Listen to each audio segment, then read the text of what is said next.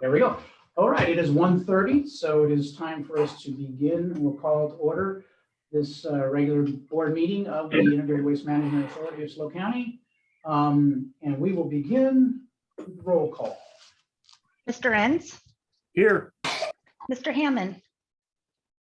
Here. Mr. Heller? Here. Ms. Marks? Here. Mr. Newton? I do not see him. I will check back with Mr. Newton. Mr. Robert? Here. Welcome. Thank you. Mr. Storton? Here. And Mr. Burbeau? Here. We do have a quorum, but we will check back to see if Mr. Newton joins us. All right, thank you, and welcome, Mr. Robert. And I see you in your, looks like you're in your portable office. I am. Very good. Okay. All right. Well, then we will proceed to the Pledge of Allegiance. And I will go ahead and lead that here. Please join me in saluting our nation's flag. I pledge allegiance to the flag. To the flag United of the States of United America, and to the republic for which it stands, one nation, under God, indivisible, with liberty and justice for all. All right. Thank you. So at this point, we will take public comment on items not on the agenda.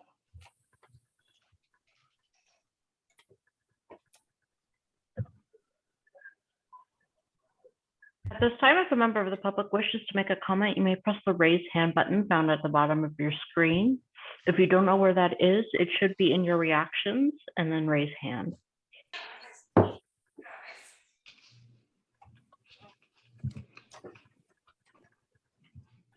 I'm seeing no public comment. All right, thank you. And by the way, Robert, maybe you know, or Sasha, if you've scanned the screens, Karen Bright does not happen to be on here with us, does she? Yeah, I was just scanning the screens. I don't see her now. And I haven't Okay. spoken with her either. Okay, because if she was, I was going to move up the presentation of her resolution on the agenda. And Mr. so- Burbeau, I know she was planning on attending. I did speak with her, so Okay, give her a couple minutes. we'll hold off on, well, we're not there yet anyway, but we'll hold off on that. And if you would let me know when you see her arrive, because we probably won't see it on our limited screenshot over here. Okay, so next on the agenda is a closed session item. I was going to ask Mr. Minery if we could move that discussion to the end because of the issues we've had sometimes with logging in and out of closed session. Of course. I have no problem with moving that. Okay, so we will put that at the end after, at the end of the regular agenda and discussion of future agenda items. Sasha, did you want to say something? Yes, Ms. Bright did just join us. Oh, okay. All right, well, very good then. So we're moving item 5 to, and of course, item 6 then to the end of the meeting. And with that, we're at item 7. Karen, thank you for joining us. We have item 7 is a resolution recognizing and thanking Karen Bright for her service on the IWMA board. And Karen, if you're there, I would like to read this to you and to the board. This is a resolution in honor of Karen Bright, who's a member of the San Luis Obispo County Integrated Waste Management Authority. Whereas Karen Bright served faithfully, provided leadership and commitment as a member of the board of directors for the SLO County Integrated Waste Management Authority from 2019 to 2022. Whereas she gave exceptional service, not only in the formal role as a board member, but also as an active and enthusiastic advocate for the SLO County IWMA and their edicts in the city of Silver Beach throughout SLO County. Therefore, be it resolved that the board of directors of the SLO County IWMA takes official recognition of Karen Bright and her dedicated service and contribution to the residents of SLO County, and hereby extends a statement of appreciation. And be it further resolved that this resolution be appropriately engrossed and conveyed to Karen Bright, with a copy to be incorporated in the official minutes of the February 9th, 2022 meeting of the SLO Integrated Waste Management Board of Directors, realized on this 9th day of February 2022 in SLO County. So Karen, thank you very much for your service. I didn't realize it had already been 3 years. Time goes fast, and thank you again. We appreciate it. And do you have anything you'd like to say? Yes, well, thank you very much. I appreciate it. It really was an honor to serve on this board. I appreciate all the work that you all do along with the executive committee. And I know that Robert will be an excellent addition to this board. So thank you very much. And I look forward to all the great things that you will do in the future. All right. Well, thank you, Karen. We wish you the best. And yeah, I think Jan has the right idea. Let's give Karen you're giving Karen a round of applause. So thank you again, Karen, and good luck in your endeavors. And we would like to also welcome Robert aboard as the representative of Grover Beach. And hopefully you and Karen have had a chance to talk a little bit about the IWMA board here. And so, Karen, good luck. Enjoy, if you're on another committee, or if that's it, or just enjoy your additional time on the Grover Beach City Council. Okay. Barbara, did I see your hand raised? No. Barbara? Barbara. No, I'm sorry. Barbara asked for this, and I thought I saw your hand raised. No, I was clapping. Okay, I was clapping. Very good. Thank you. And Robert, I don't know if there's anything you'd like to say by way of introduction.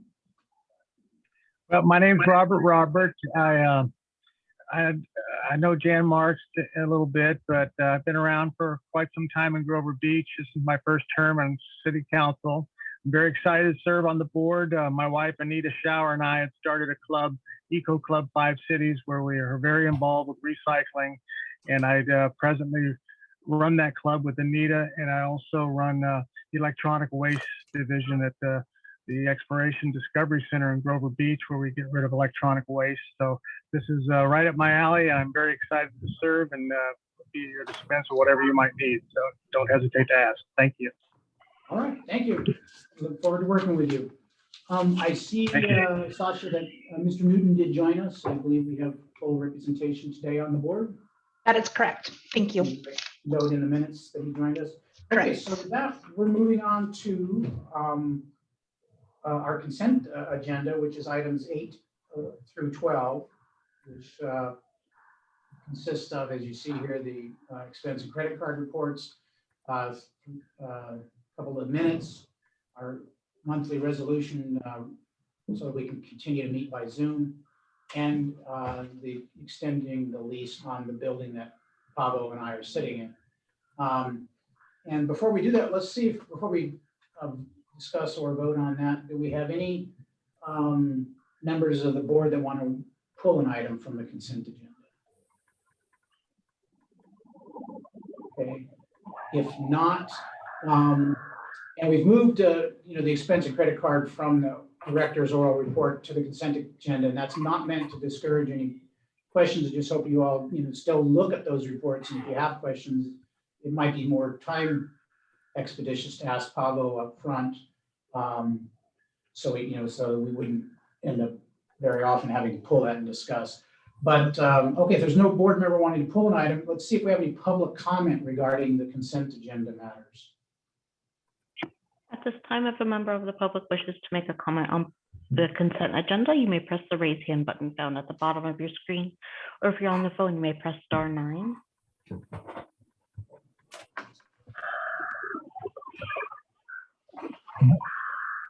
I am not seeing anybody for public comment. All right, thank you. With that, we'll return it to the board and see if we have a motion on the consent agenda. Chair Barbeau, this is Keith. I will move approval of consent agenda items 8 through 12. Hammond seconds. Second. So we have a motion by Keith Storton, a second by John Hammond. Let's call the roll. Mr. Storton, Yes. Mr. Hammond, Aye. Mr. Enns, Yes. Mr. Heller, Yes. Miss Marks, Yes. Mr. Newton, Yes. Mr. Roberts, Yes. and Mr. Barbeau. Yes. Motion passes unanimously. From staff. Okay, thank you. On which item? As we move forward. Okay. Okay. All right, we're ready to move forward to item 13 on the agenda, which requests proposal for annual auditor, and making a selection there. I'm going to turn it over So there, what we're to, doing. okay, so you're putting it up there. Yeah. See, so Pablo's giving me the clue as to who I'm supposed to turn to. It's written on the screen for me. So I'm going to turn over this item to Barbara. Good afternoon, members of the board. We are discussing the RFP for our annual auditor today. We released our RFP on November 12th, 2021 on the California Special District Association website and also on publicpurchase.com. The last day for the submittal was December 30th of 2021. We received 3 proposals from Harshal and Company, Vasquez and Company, and Brown and Armstrong. The candidates were ranked by Patty Toes, Kelly York, Yvonne Diaz, and me. We based our ranking on a demonstration of technical ability, familiarity with audit procedures required by small government entities in California, the auditor's understanding of IWMA needs, and cost. The final recommendation for Brown and Armstrong was due to their extensive experience with California regulations and public agencies. And we're asking the board today to affirm our selection of Brown and Armstrong and authorize the executive director to negotiate a contract award on behalf of IWMA board and authorize the board president to sign and execute the engagement letter and contract. Okay, does any member, I'm sorry, Barbara, is that it? That's it. Okay, does any member of the board have any questions for Barbara? Barbara Hammond, question on that hash wall. Is that like a proposal that they have for a 3-year term of their services?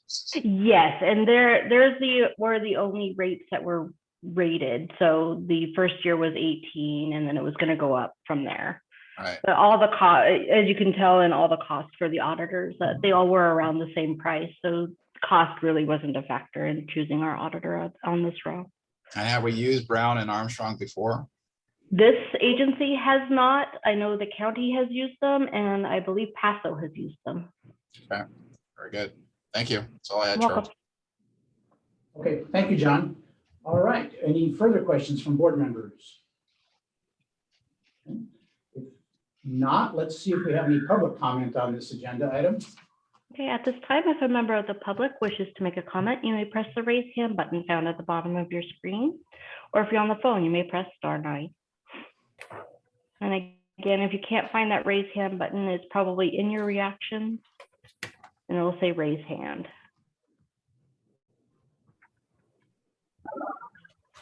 I am seeing no public comment for this item.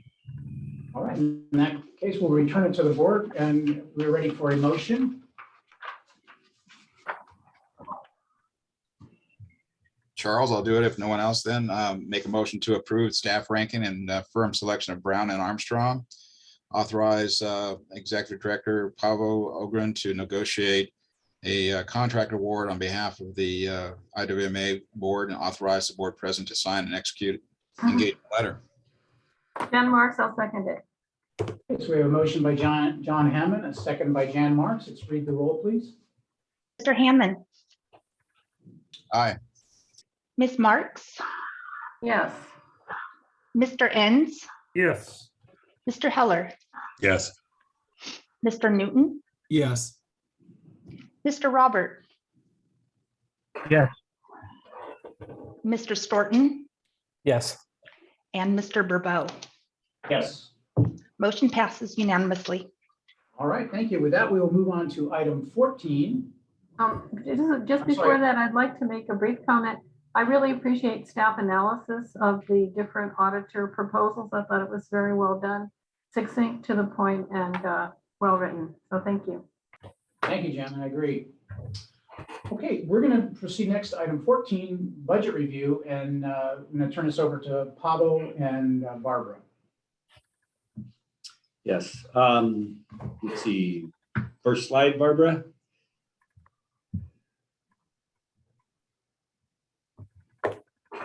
The next couple items on your board's agenda are going to take a little bit longer than the one that you just approved. And I'm going to try to, really focus on summary verbal reports and then address questions that your board might have.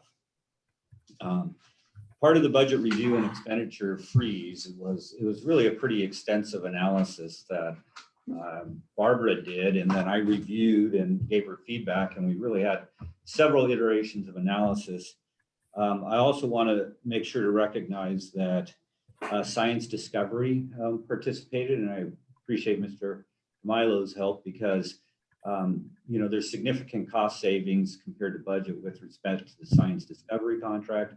And so when we did our initial analysis, we wanted to make sure to have some discussions and confirm that our general estimates were consistent with Science Discovery's view in terms of what's going on this year. The budget freeze was enacted in September and had targeted savings of 500. Okay, I'm sorry, Pablo, I got to interrupt. Sasha or somebody, we have a individual trying to attend, says there's no meeting code on the flyer. There's a phone number that they can use to call in, or? Correct. Janine Rand, so if you have her contact information, perhaps you could get a contact her and help assist her in getting into the meeting. Sure. I'm sorry. Who were you speaking of, Mr. Burbo? Janine Rand is. Janine. Okay. I'll reach out right now. All right. Thank you. I'm sorry, Pablo. Go ahead. No worries. I was mentioning that the budget analysis was particularly extensive, and I think board members recognize that there are a lot of variables in the current year. But again, working with Barbara, we really looked at all of those details. And so what is in front of you, I believe, are pretty good estimates, and certainly our best estimates today. And I'll go through some comments, and then I'll run through the spreadsheet, and not all of the detailed notes that are in the board packet, but again, have opportunity for board members to ask questions about any of those details if you so choose. But again, the big, starting in September, the board did a budget freeze targeting savings of $500,000, but also based on a revised effective date for the new fees of January 1 of 2022. Because subsequently that effective date has been moved to July 1, 2022, my interpretation of the freeze is that it is still ongoing because it was conditional on the fees being established on January 1st. And therefore, in reviewing this budget analysis, there's a few items associated with the freeze that we're hoping your board might approve and essentially do some small unfreezing. As mentioned, the budget review includes numerous details. Our targeted year-end reserves of $304,000, and that's included in the HF and H report that was presented last month and is also subject to the next agenda item.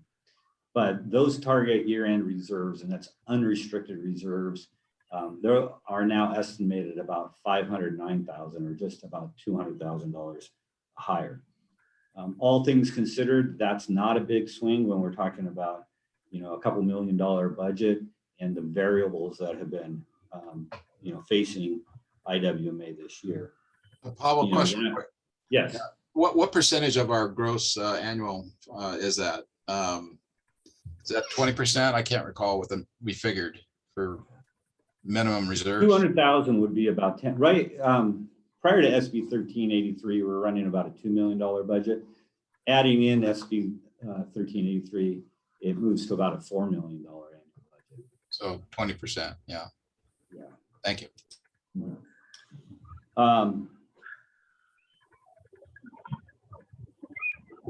In addition, under future agenda items, I want to talk about concerns repairing the existing structure of our building.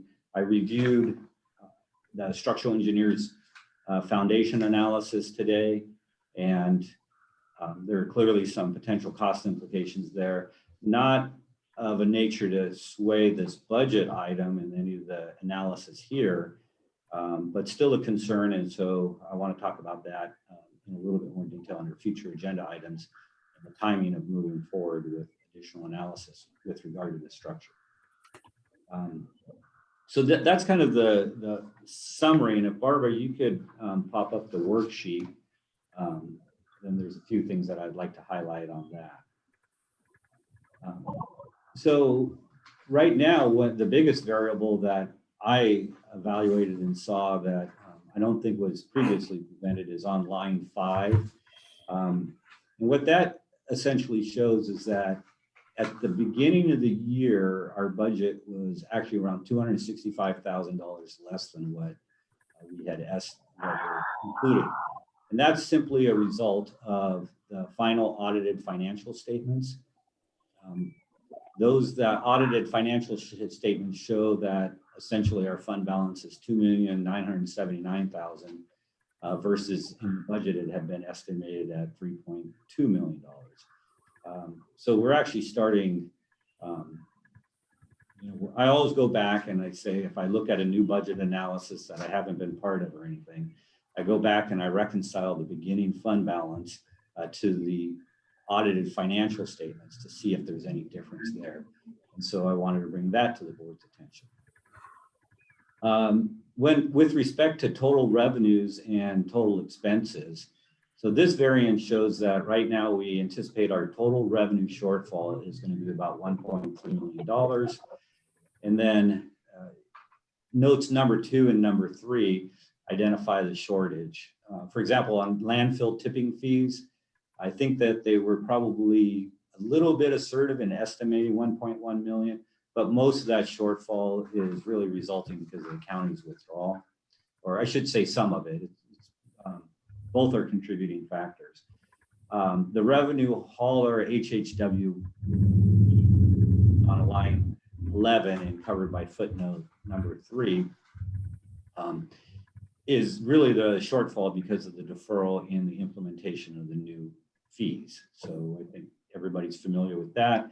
And these are the revised numbers. When I look at the description of HHW fees and some of the other feedback that I've heard is that I think in next year's budget, we're going to recharacterize that as the IWMA management fee. It's not just relating to household hazardous waste, obviously.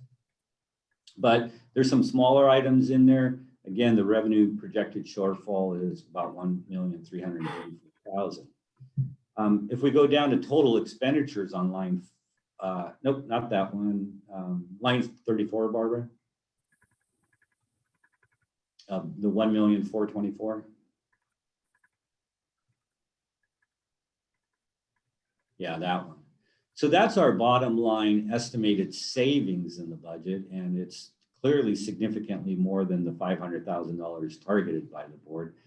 And that's because the budget freeze is continuing, and I anticipate it really needs to continue through the remainder of the year until the new fees are implemented.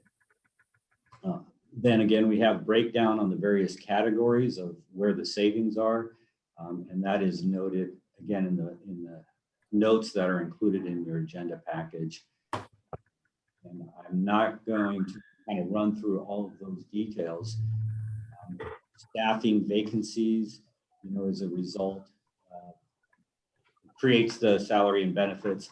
The administrative and state reporting expenses, where we're actually going over budget, is a combination of the settlement on litigation that occurred earlier in the fiscal year, as well as the HF&H management and budget review contract that was just awarded.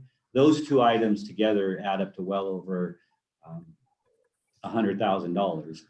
So those two additional items that were not in the budget, we do have savings on other costs associated with administration and state reporting expense, or else that -73, -111 or so. But the rest of them, with respect to hazardous waste programs and capital expenses, we know that San Miguel's household hazardous waste program is being deferred. $200,000 budgeted on our office under capital expenses is being deferred. Equipment associated with HHW is being deferred. All of the cost savings that we have, I think your board is pretty well understanding of the deferral of SB 1383. Overall, the science discovery contract, we estimate there's going to be around or so $1,000 in savings there. But in comparing the shortfall in revenues to the savings and expenditures, the bottom line is line 36, where the variance is $40,000 on the far right. And so that's, we're, in terms of cost savings, we are pretty much achieving cost savings to offset the revenue shortfalls. And then in line G, where Barbara boxed in the negative 1.143 million, that's to indicate that the budget itself was built on a significant reduction in reserves. And so, whereas the freeze is being effective and saving costs to account for the shortfall in revenues, we also have to recognize that the budget was built on a significant drawdown in reserves. In its essence, on line 44 at the very bottom, the budget was based on unrestricted fund balance at the end of year 601,000. Right now, we're targeting 575,000. Your board established policy, the HF&H rate analysis or fee analysis, has those reserves going back up to the 25% target over a multiple year period. And that extra $200,000 over the HF&H, at some time your board might consider reestablishing the emergency designation fund to 500,000 where it started this year. You reduce that to 300,000 in December, but I don't want to make any recommendations at this time. It's really when we go through the proposed budget for next year, we do our third quarter budget analysis, because after 6 months, we have a certain level of confidence in the budget analysis. After 9 months, we're going to have a lot more confidence.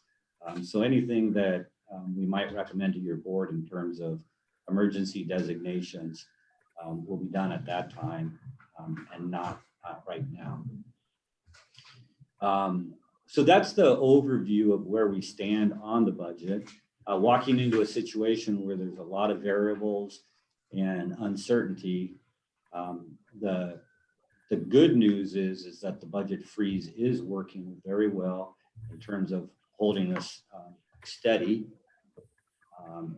But it's really been a lot of deferral of SB 1383, and we have to start focusing about how are we going to move forward with those programs that we need to move forward on. I'm not popping up all the notes that are in the package, but I want to pause for an opportunity for your board to ask any questions before I move forward. And then even after I move forward, if it's one of those situations where you think of a question as we're moving forward, feel free to ask as well at that time. Does any board member have questions? Jan, you have your hand raised. Followed by Jeff. Yeah, I just had a question about the budget.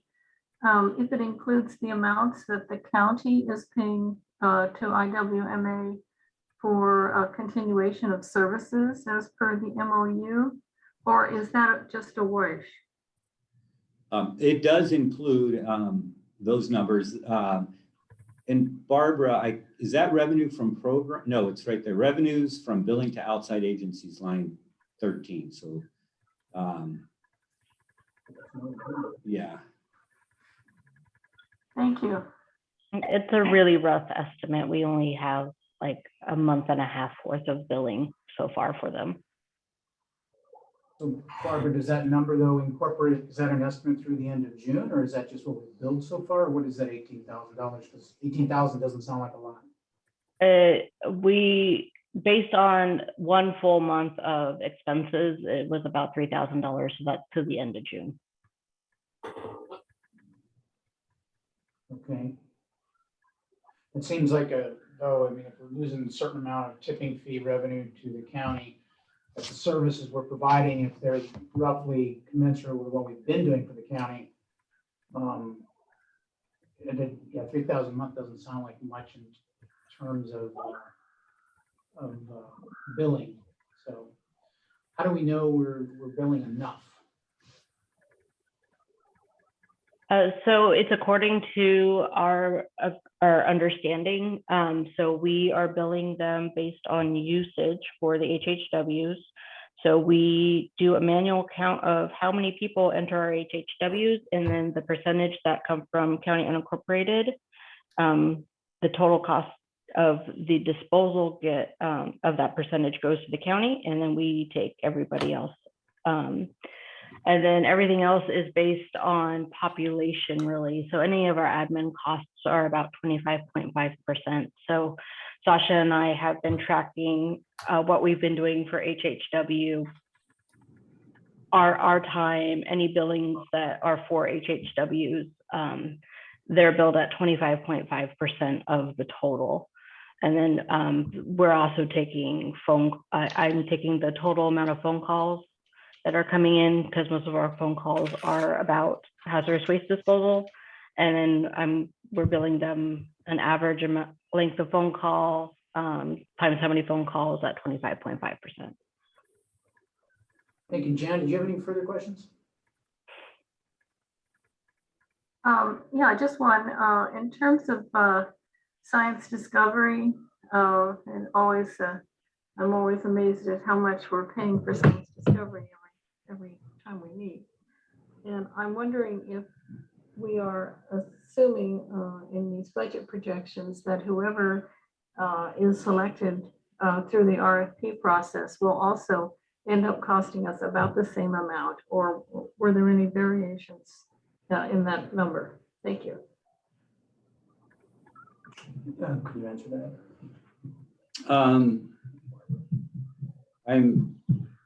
Let's see. With respect to this current analysis, it's purely for this fiscal year, and the projections of science discovery savings are included in here. This analysis really doesn't speak to what we might anticipate next fiscal year if we are to go through an RFP process over the next several months and develop a new contract. So I'm not sure if that's being responsive to your question, Director Marks, or? Yes, it is. It's right on point. Thank you. Okay. Anything else, Jan? Are you good? No, I'm through. I'm curious if there are any other questions. Okay. Excellent. All right, Jeff. Thank you, Chair Barbeau.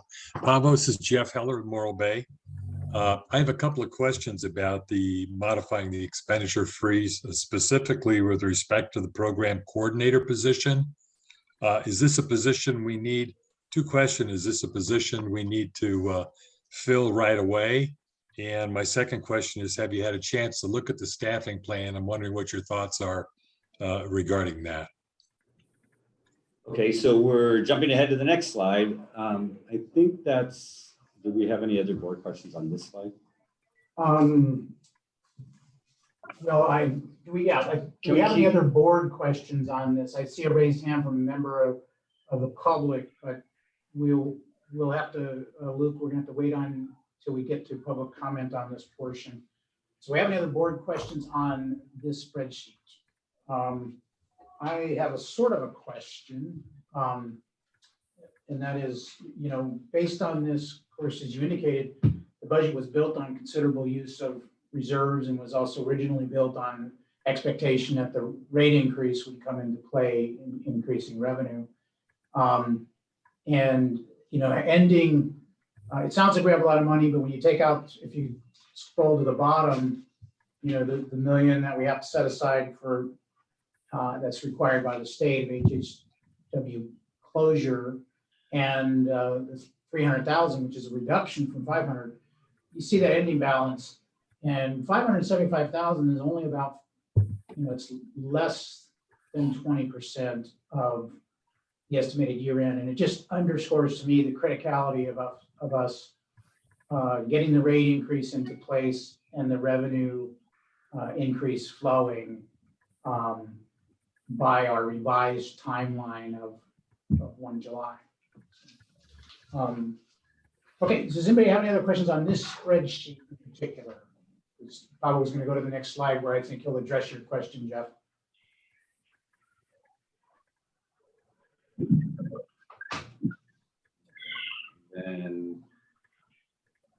Yes. Okay, so there are 3 items that we were hoping to seek board's approval on today, and the one that Mr. Heller's addressed is the very first one, is hiring of the SB 1383 program coordinator position.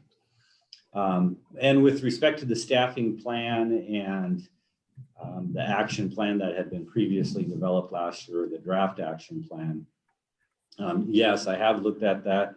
I do think that this position is appropriate. One of the things that in talking with Science Discovery is also played in a role on the timing of recommending this now as opposed to later, is that Science Discovery has lost one of their critical individuals for the outreach. And our thought was, since it's going to be an RFP process, and we don't know who's going to be selected coming down the road to provide educational programs. Our thought was to initiating the hiring of this SB 1383 program coordinator position now. It'll take a while to actually fill the position, as is normal for public agency recruitment processes. And then to sort of have the individual who is the candidate work in part with Science Discovery on their programs, and then at the same time get trained on what they're going to be doing for IWMA, so that then come July 1st, the person would be working fully engaged with us. In terms of SB 1383 overall program implementation, yes, it's, we've had the deferral of a lot of efforts in the current year for known reasons, and really getting staff on board so that we can move forward in the next fiscal year program implementation. I think by getting that person on earlier, coordinating with Science Discovery, getting the person up and trained so that they're ready to run come July 1st is really the basis for our recommendation right now. Okay. Thank you, Pavel. Appreciate that. That answers my question. That's All all right, I have. thank you, Tim. Okay, thank you. Does any board member have a question regarding this specific slide and the recommendations contained therein? Keith? Thank you, Chair. I just wanted to follow up on the question. For the $27,000, then when would you anticipate having that person in place? What is that figure based off? A certain hiring date? Yeah, it's based on having them in place for the last quarter of the year. Okay, So thank you. Fully loaded costs with benefits and taxes and everything else. Yeah. Great, thank you. Okay, any further board questions on this slide? Okay, all righty. The last thing I would like to do then is that the amended recommendation is also then to, with respect to Coal Canyon landfill, the other landfills are currently getting paid for e-waste. There is an agreement in place with the other landfills. And so the amended recommendation is to also authorize the president to execute an agreement with Coal Canyon landfill based on existing agreements with other landfills. Okay, and is that the last slide you're going to present? There's these yes. footnotes or just footnotes. Yes. So, okay.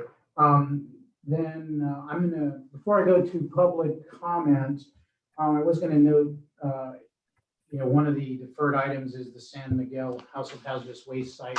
And there was a point in time somewhere in the last 3 months or so that Patty had told me about the folks in San Miguel were getting antsy about the deferment, that they were ready to go, et cetera.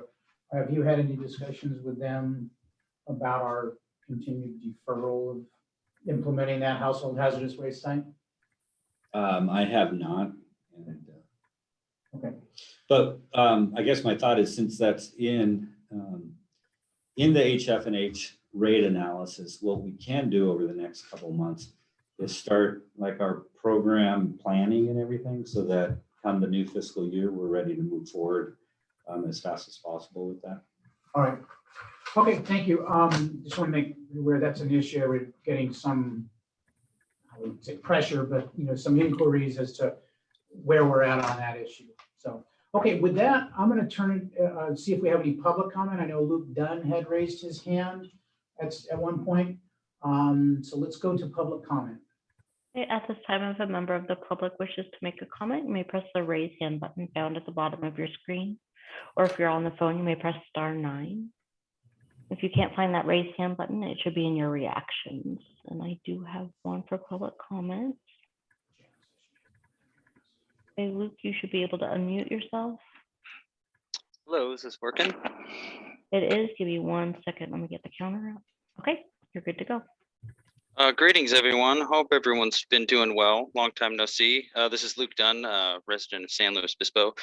Yeah, there was a lot going over all that. I guess the original thing I wanted to bring to the board was just emphasis budget, and sort of the questions that I had pertaining to that was that big chunk about under expenditures and the public outreach and education. The question actually was around line 26 under row G, and I think that was fiscal year of 2021 and 22. So I didn't really understand if that was a combined number that was in that bracket was a 652,171, again for like an approved budget. But just I guess the question in specifics was how that figure breaks down. And I know I've seen in like the minutes and old meetings about how the budget is allocated for, you know, let's say science discovery and just that. All reality, wondering, I guess, if perhaps if there were a need or a void to be filled. I know that there are a lot of eager public individuals that could probably, I don't know again what it would look legitimately, but opening that door for, you know, a more of a public activated effort to be involved as far as outreach and education. Because again, I know EcoSlow is kind of takes on that role in certain manners, but as far as like just a combined effort for these sort of existing entities that are already in slow. One really thing that's great about the EcoSlow is just how they have a lot of tangible data that's tracked on just, for example, like litter abatement with like their, you know, beach and creek cleanups, and how there's actually these really cool way to have data that's through the public, and therefore you have a tangible result.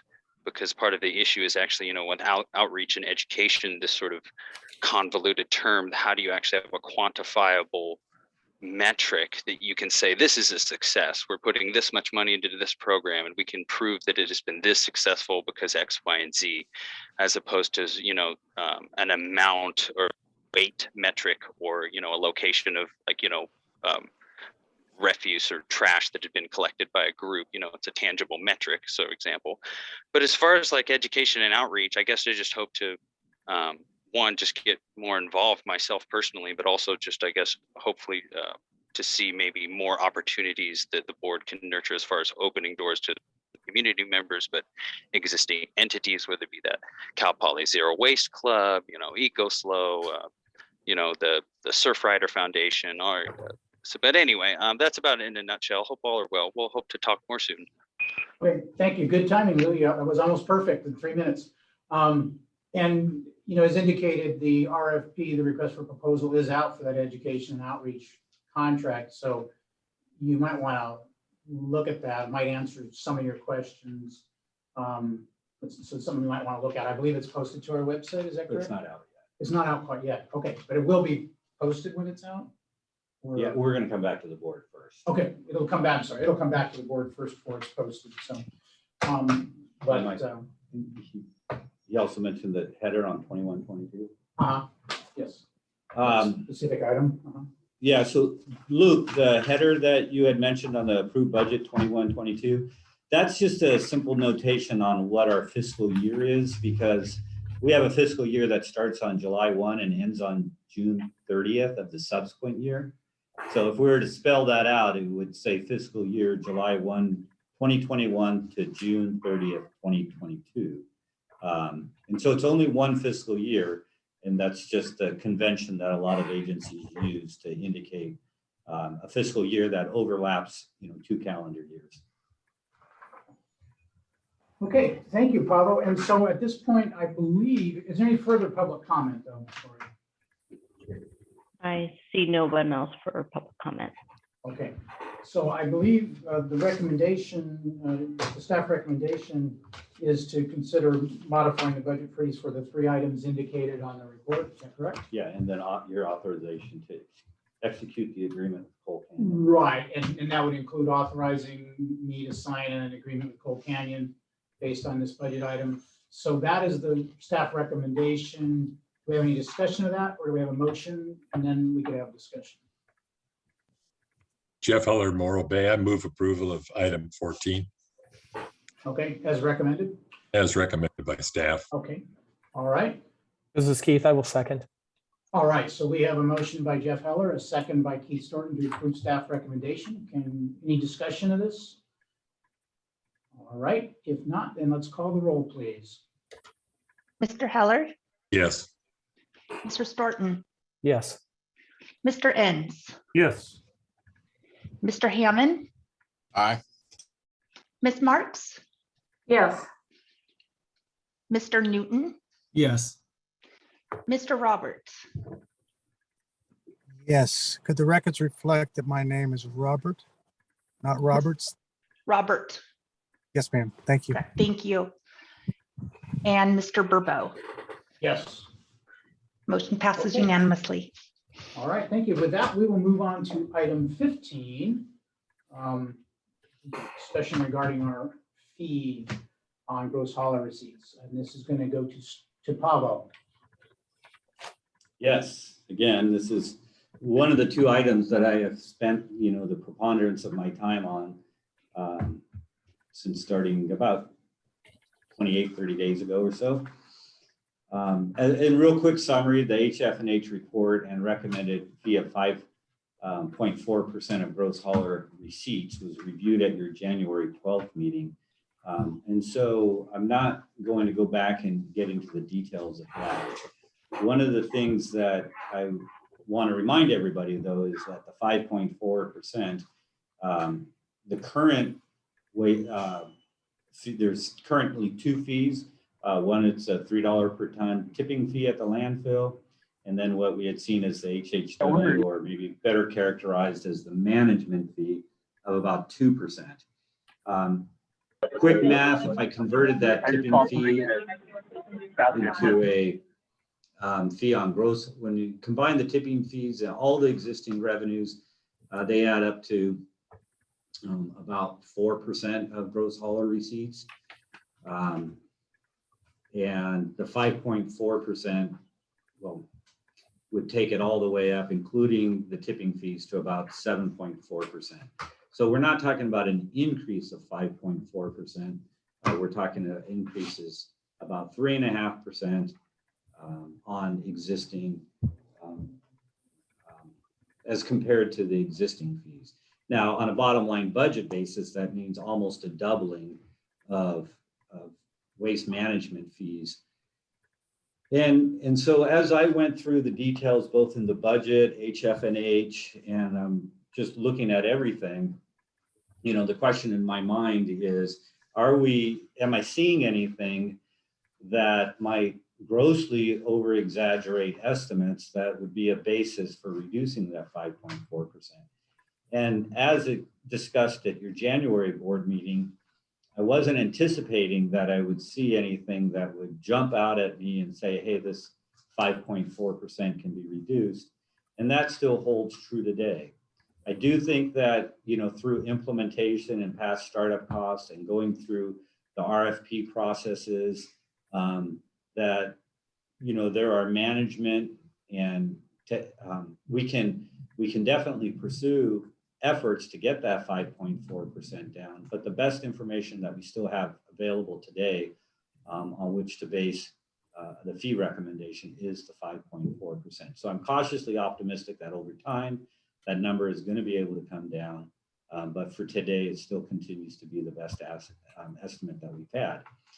Now, there have been a lot of questions and concerns expressed by, especially the staff of all of the participating agencies and questions from your board as well that I've been following up on.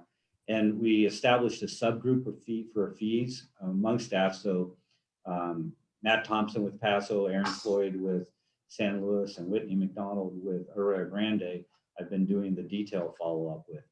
And it's really in those discussions that we've identified two related actions that we think are appropriate, I think are appropriate, and I agree with the others, were for your board to consider at such time as we're prepared to bring the final fee recommendation to your board, which would, in the recommendations, it be at your March meeting. We've also coordinated with the agencies and those who are more forward in their Prop 218 work. And this timing does work, and it barely works, but it works. So, you know, again, following up on a lot of the questions that have come out, working with the subgroup, identified related actions that will help substantiate the fee recommendation and the fee action.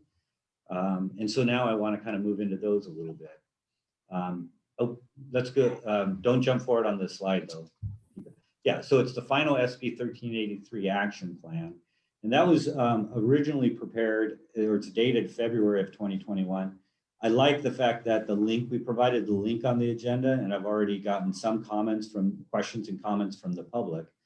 And so I wanted to make sure to take that step, as well as put the draft fee setting policy on, because it simply is that practice of promoting government transparency.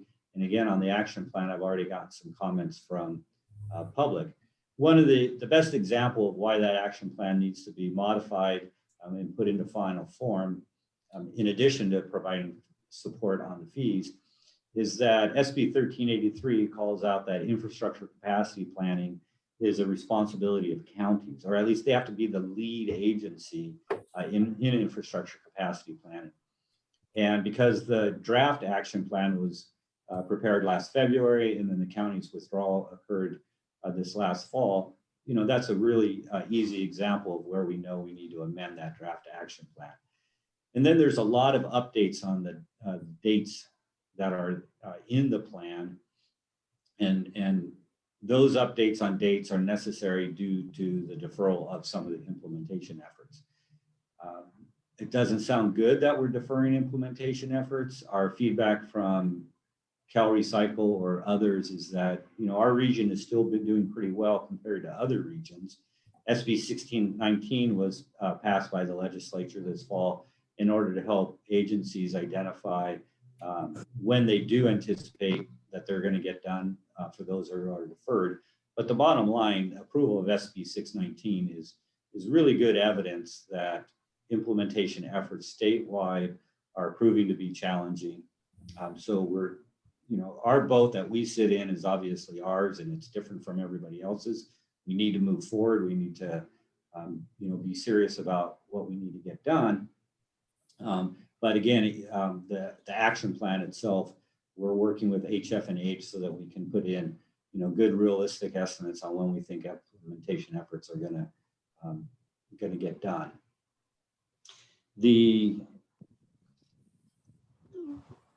That work effort itself is going to help me as well gain an understanding of how really the level of details in terms of some of the program planning efforts and how we might be able to, you know, really effectuate cost controls as we move forward. IWMA has historically been really driven by consulting efforts. And so this gets back to Director Heller's question on staffing. And I do think the staffing plan is appropriate.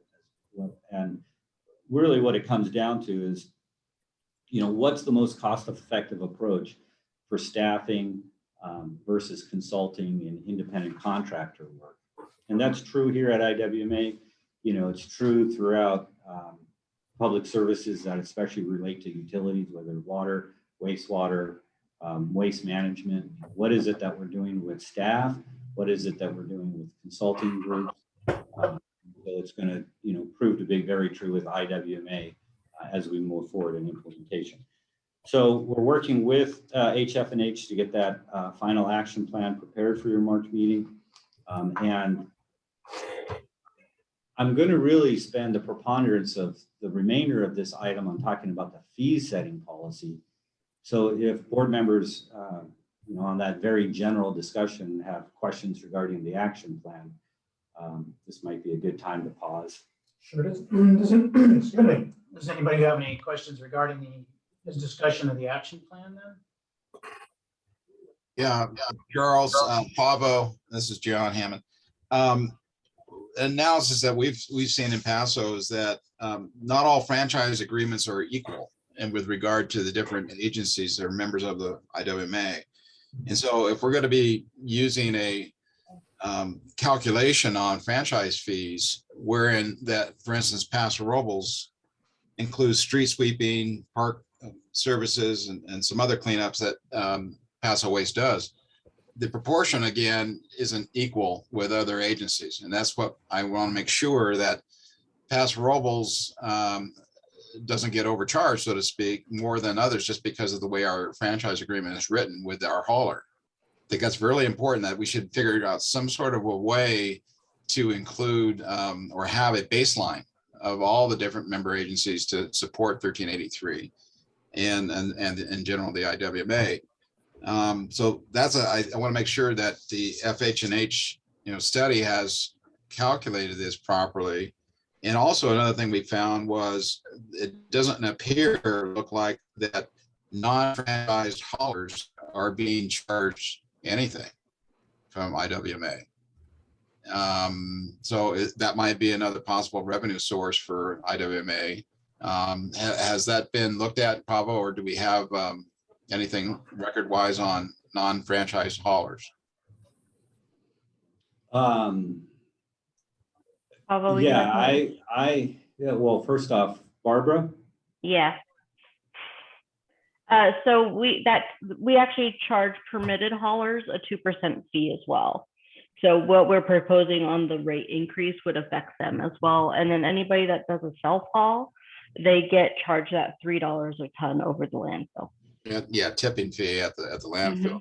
Yes. So, okay, so there is something then that is being gained from non-franchised or other roll-off suppliers, in other words. That is correct. Okay, all right. The second part of the question with respect to the franchise fees that are charged by the city of Paso Robles to the hauler. The idea that how the different agencies utilize the franchise fees is going to vary a lot. I know that previously staff had presented to your board what the franchise fees are for each of the agencies, and it's almost everybody's at 10%. One of I think Oceano's at 5% because they built up a reserve in their solid waste fund. And so they've done a temporary reduction in the franchise fees. But almost everybody is at 10%. And whether an agency is using it for street repairs and waste collection in the parks is something that I'm not aware that we've really looked at. But again, most everybody is consistently at the 10%. I think that the bigger thing that we're seeing is just the variance is in the actual rates that are charged to the customers. So some of our communities that are further away from the landfills are paying a higher rate because the transportation charges are higher. And and I'll get into this on the fee setting policy in a little bit more detail. But the idea is that when a charge is based on gross hauler receipts, that's a proportional to the services that are being provided. And those services might differ based on some of the details in the franchises. They might differ a little bit because of costs of transportation, but it's still based in proportion to the services that are provided. The tipping fee is in proportion to the tonnage that's brought, the actual tonnage of waste that's created and brought to the landfill.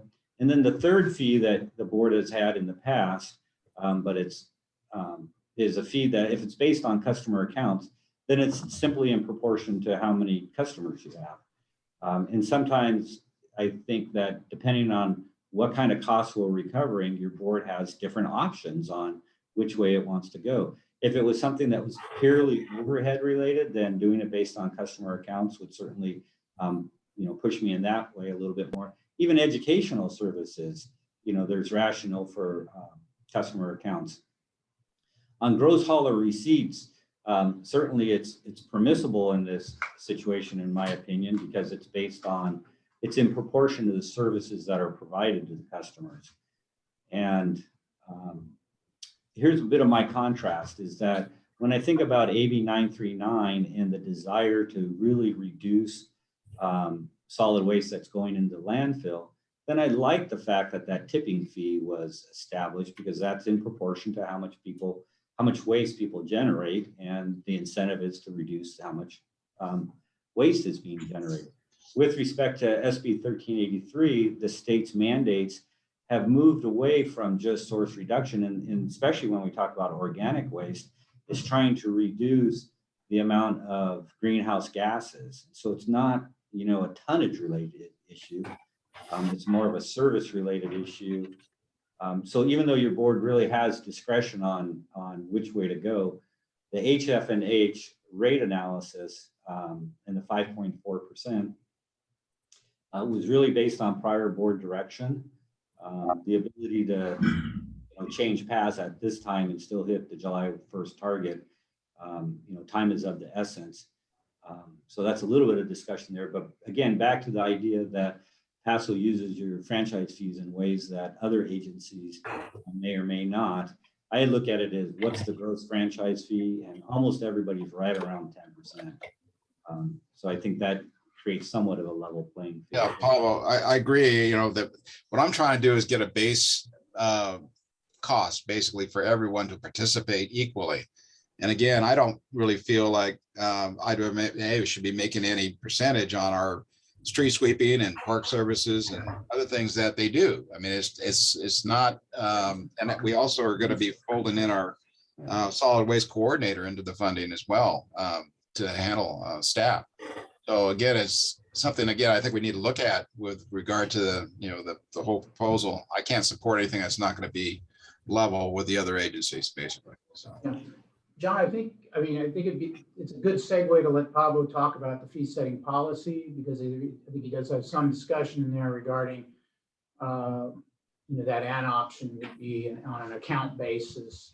But as he indicated, time is of the essence for us moving along with the rate thing.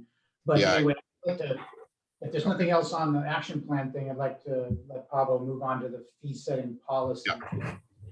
And I do want to reiterate for Director Hammond that he is correct that the gross hauler receipts is on the big number.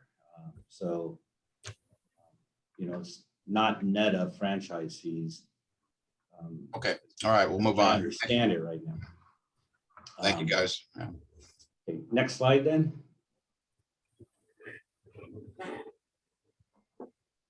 Okay, so in process, I mentioned that, I've been working with the fee subgroup, and with respect to this draft fee setting policy, I've circulated it to all the city managers, general managers. I think Kelly's got it out to the local task force, and we're simply asking for additional comments by February 18th, 2022.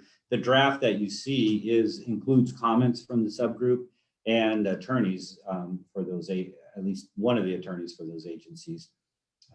And since sending it out on Monday, we've started to get additional comments as well. So I think the process is pretty well working so that we would have it in final form for your board's consideration on March 9th.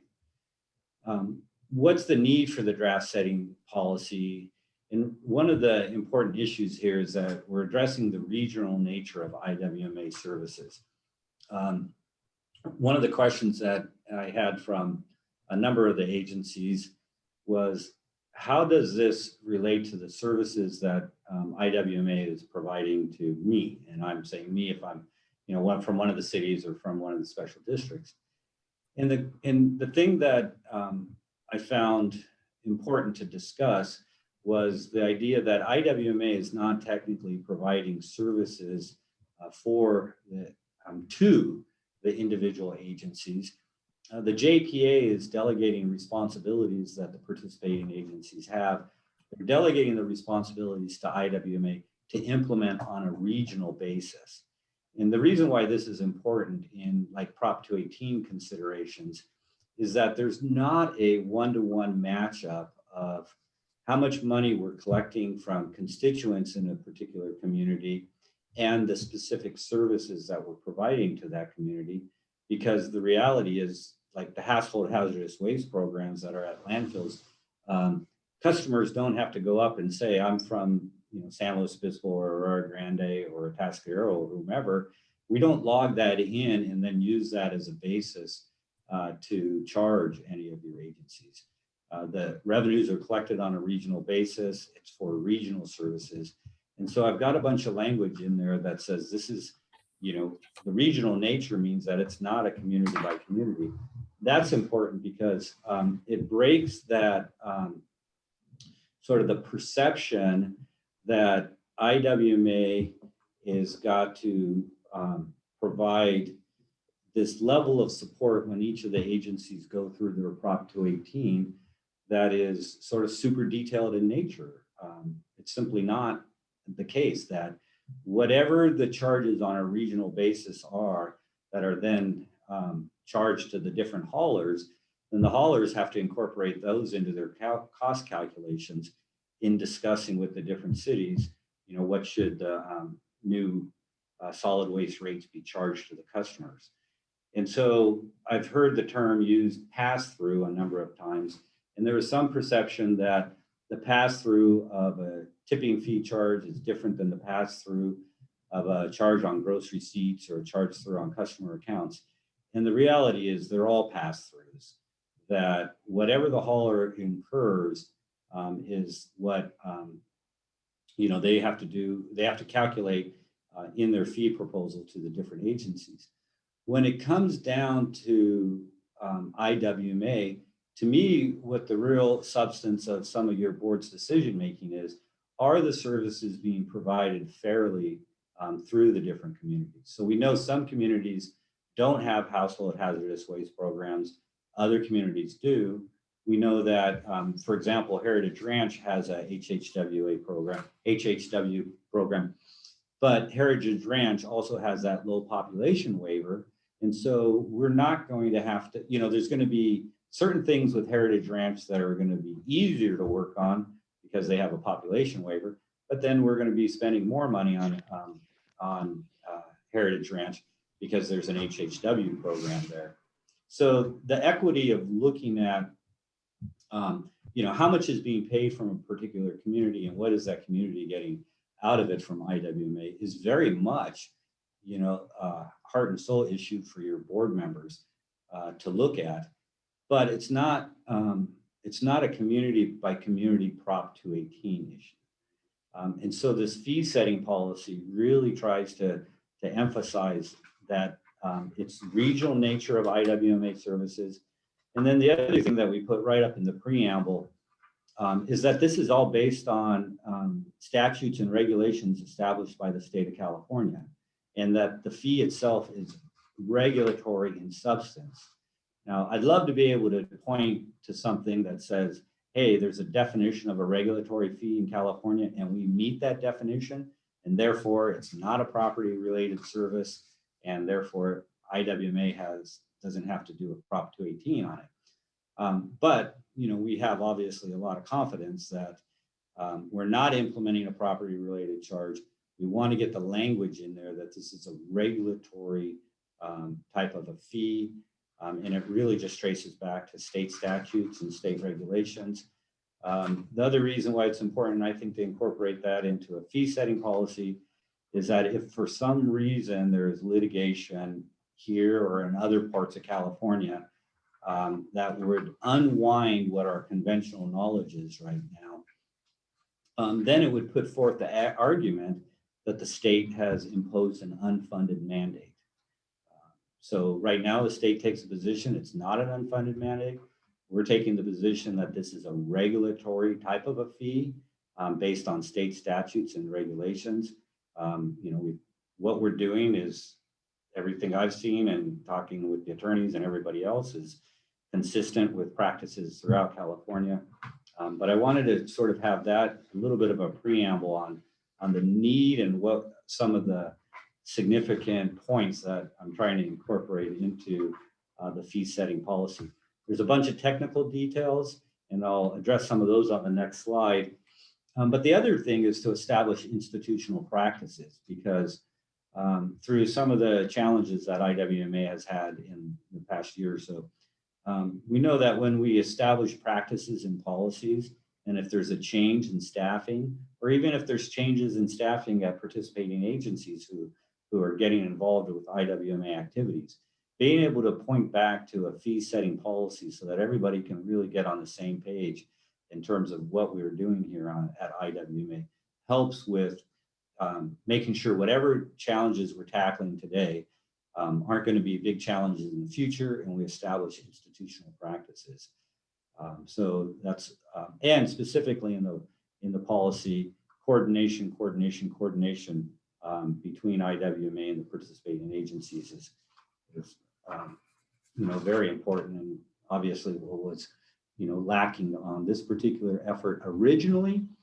But I think that a lot of it based on board direction and everything, and in not so many words, telling staff to get coordinated with the staff of the participating agencies is what we have been doing over the last several months. A lot of good questions have come up.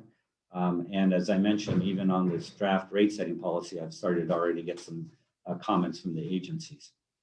But that's kind of a preamble. And then let's jump into the next slide. And so the policy itself, it has, these are the categories, authority to set fee. In the draft that you have right now, I've got a few blanks in there because it's really, legal counsel Minery and I are going to be doing those cross references before bringing it back to your board in March. Fee of setting objectives and determinations. One, again, is to emphasize that it's the regional services that are being provided by IWMA. But secondly, when a fee study is necessary, that it's going to be prepared by a qualified person. And we'll have, fee studies supporting fee determinations and RFPs and qualified persons. D, fee monitoring comes out of the discussion from January with HF&H and specific questions that your board posed to Rob Hilton about how do we, should we do to monitor the fees? His response was certainly look at it on a quarterly basis. And so we've got quarterly fee monitoring by staff in there. We'll bring it to your board on a at the 6-month budget review. And so it'll be incorporated, into the bigger budget review. And then of course, when we review year-end numbers and where we ended, that's really part of the subsequent year's budget process. In the proposed budget, we'll do our estimates for the end of the year, but then when we bring the final budget to your board, those will have actual year-end numbers. And so I've got a fee monitoring section within the policy itself that addresses quarterly, semi-annual, and then end of the year requirements. And then the administrative requirements. And so that really speaks to the need for the executive director to work with the agencies in developing, appropriate administrative policies and procedures so that everybody is well coordinated. One of the agencies sent me an email that said something that they thought my tone was that the agencies sort of needed to get in line with IWMA. And of course, I didn't mean that. And even when they read it, they knew that I didn't mean that. But sometimes those little subtleties in comments are good too. And I just indicated, okay, I'll figure out some, reference that it's all of us working together and whatnot. But the intent there is especially important when we have changes in staffing and changes in staffing at IWMA, so that it's clear to whoever is here that the coordination with participating agencies needs to occur. And then I move into the attachments. And the idea with the attachments is that under the JPA or state statutes, your board is going to have a range of fees that it has the ability to establish. But the policy says that your board is not going to establish any fee unless you have addressed the policy requirements and then spoken to that specific fee in the attachments. So the attachment is developed for tipping fees, and it goes through the items of, A, B, C, and D essentially. And that's where I previously mentioned that in the attachment for tipping fees, that it's a charge that is in proportion to waste that's generated. And I do that for all the 3 fees that have been previously established, because Prop 218 itself has, this principle of proportionality. When we then go and we actually do a fee setting resolution, we will, in that resolution, then address why proportionality on that particular fee is important and how it applies to the policy. But in any case, the attachment itself will take each fee, and whether it's a tipping fee or a fee based on customer accounts or a fee based on gross hauler receipts, and go through sort of a test on these different categories, authority to set it, what are objectives and determinations, and ultimately proportionality, since that's important with Prop 218. And I'm going to sort of wrap that up a little bit, because I've kind of given this 2 messages. One is that IWMA is a regional entity. We're not establishing a property-related fee, so we're not subject to Prop 218. And yet what this policy does is it says that we don't want to act inconsistent with Prop 218. We don't want to have an agency that is going through a Prop 218 challenge, Prop 218 process, to be challenged by somebody who says, well, you all sit on this board, and on the board at IWMA, you're doing things that are totally inconsistent with Prop 218. And so, although we're not subject to the specific requirements at the IWMA level, we want this policy to show both this contrast of not specifically required, because we're not providing community by community services, we're providing regional, but on the other hand, we're taking action that is consistent with things like the proportionality requirements of Prop 218. And then there's also some language in there that says, our fees are not going to exceed our costs, because, well, in California, if you start establishing fees that exceed your costs, then you're begging that you're really imposing a tax, and you're subject to taxing requirements, like 2/3 voter approval or something of that nature. So, overall feedback has been good. In that initial work with the subgroup, I got some good substance comments. And right now I'm seeing some comments that have to do with language.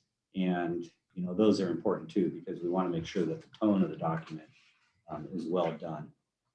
And so the next slide is the recommendation, which is tentative approval of the fee on gross hauler receipts of 5.4%, which is based on, again, the HF&H study. And we know that that's, not addressing everybody's concerns. It's, I do believe it's in substance, it's a document that your board can rely on. And time is of the essence. I certainly wish that, there was more time. There's a lot of questions and details. But in addition, the reason for the tentative approval is so that the haulers really have a number then that they know that they can work with to put into their rate applications to all the participating agencies. Introduction of the fee setting policy, which I just summarized, and then set March 9th for final approval of the recommended fees and related actions. And with that, I'll be glad to answer any questions. Okay, before we go to board questions, let me ask you so are you asking for approval of the fee setting policy today? No, that's Okay. just introduction. And I know, you're not asking for approval of the fee increase, of course, until the March meeting, but you're looking at bringing back the fee increase itself and the rate setting policy in March then? Yes, for formal action, but the timing of some of our Prop 218 efforts by participating agencies is why we're asking for tentative approval of the fee at this time, so that the haulers know what percentage to incorporate into their rate application and to be able to move forward with their efforts. Okay. And based on what you're asking for, are we not pursuing at all in these discussions an account-based fee and you're just going with 5.4% is your recommendation at this point? Well, yes, and that was the direction from your board in January, because in January, you did approve HFNH to do the budget and management review. One of the optional scopes in there was to do calculations based on customer accounts. Your board approved the overall contract, but you deferred approval of the customer account analysis, essentially until your board says to do that other analysis as well. Okay, we'll go to board questions. I see Keith Storton has his hand raised. So Keith, go ahead. Great, thank you, Charles. Pavo, thank you very much. The detailed information is very helpful, and we've come, I feel like, a long way in the last 30 to 60 days. I was curious, as we look at the 218 process and you discuss with other members, are we having a mix of discussion as to whether some will do an 218 or not? And I imagine it's simply up to the individual communities to determine if they have the legal standing to do so or not. But have you had much of a difference of opinion as to whether who is and who isn't going to do it? Yes, I understand that some are and some are not. And I agree that those are really individual agency determinations. From an IWMA perspective, you know, we understand some of the court cases that are out there. We understand that what the law doesn't provide us with the greatest guidance in the world on this particular issue. We also know that there are court cases that are in development and that the legal environment could change as statutes get interpreted. But I feel like the discussions with the participating agencies have moved forward in a very good manner. I can't list out which ones are going to do Prop 218s and which ones aren't. Right. But yeah. I was curious, as we move forward, and if there are challenges or legal concerns that prevent or delay an agency's ability to meet the financial obligations, I guess we just have to work through that as we get there. Certainly time is of the essence, but is that ever a concern or could create certainly a budget situation moving forward that we aren't anticipating? I think that the world we live in always imposes certain risks on us that we'll, tackle when the day comes. The legal counsel Minery might help me out with this as well, but we impose the fee on the haulers. And so now the haulers are motivated to really make sure it all gets done because they don't want to end up, incurring costs that they don't get recovered. That is also true from last year when the fee was originally imposed. But the problem about implementing the fee last time is it just wasn't coordinated in advance. Now through several months, 6 months plus or so, those coordination efforts have occurred. And I think that the haulers, this has been one of those processes, I guess, that there's been a lot of rocks in the road. But I think that everybody understands the page that we're on and what is needed to move forward. There's one particular agency that said they're not going to bring their fee proposal forward until after July 1st for decisions, that are unique to that particular agency. But they're also recognize that that's their choice. And so they're going to work the hauler and make the hauler whole by, through some sort of a working arrangement on the franchise fees. There's other ones that we've looked at the details where the hauler is having to recover some past costs. They've got these multiple complicated formulas in order to make sure that everything between the hauler and the local agency is working itself out. So I participated in a few discussions on those levels of detail, maybe as a brainstorming effort, if nothing more, and to be supportive. But again, some of the details are really between the hauler and the local agency to work out timing and what this all means.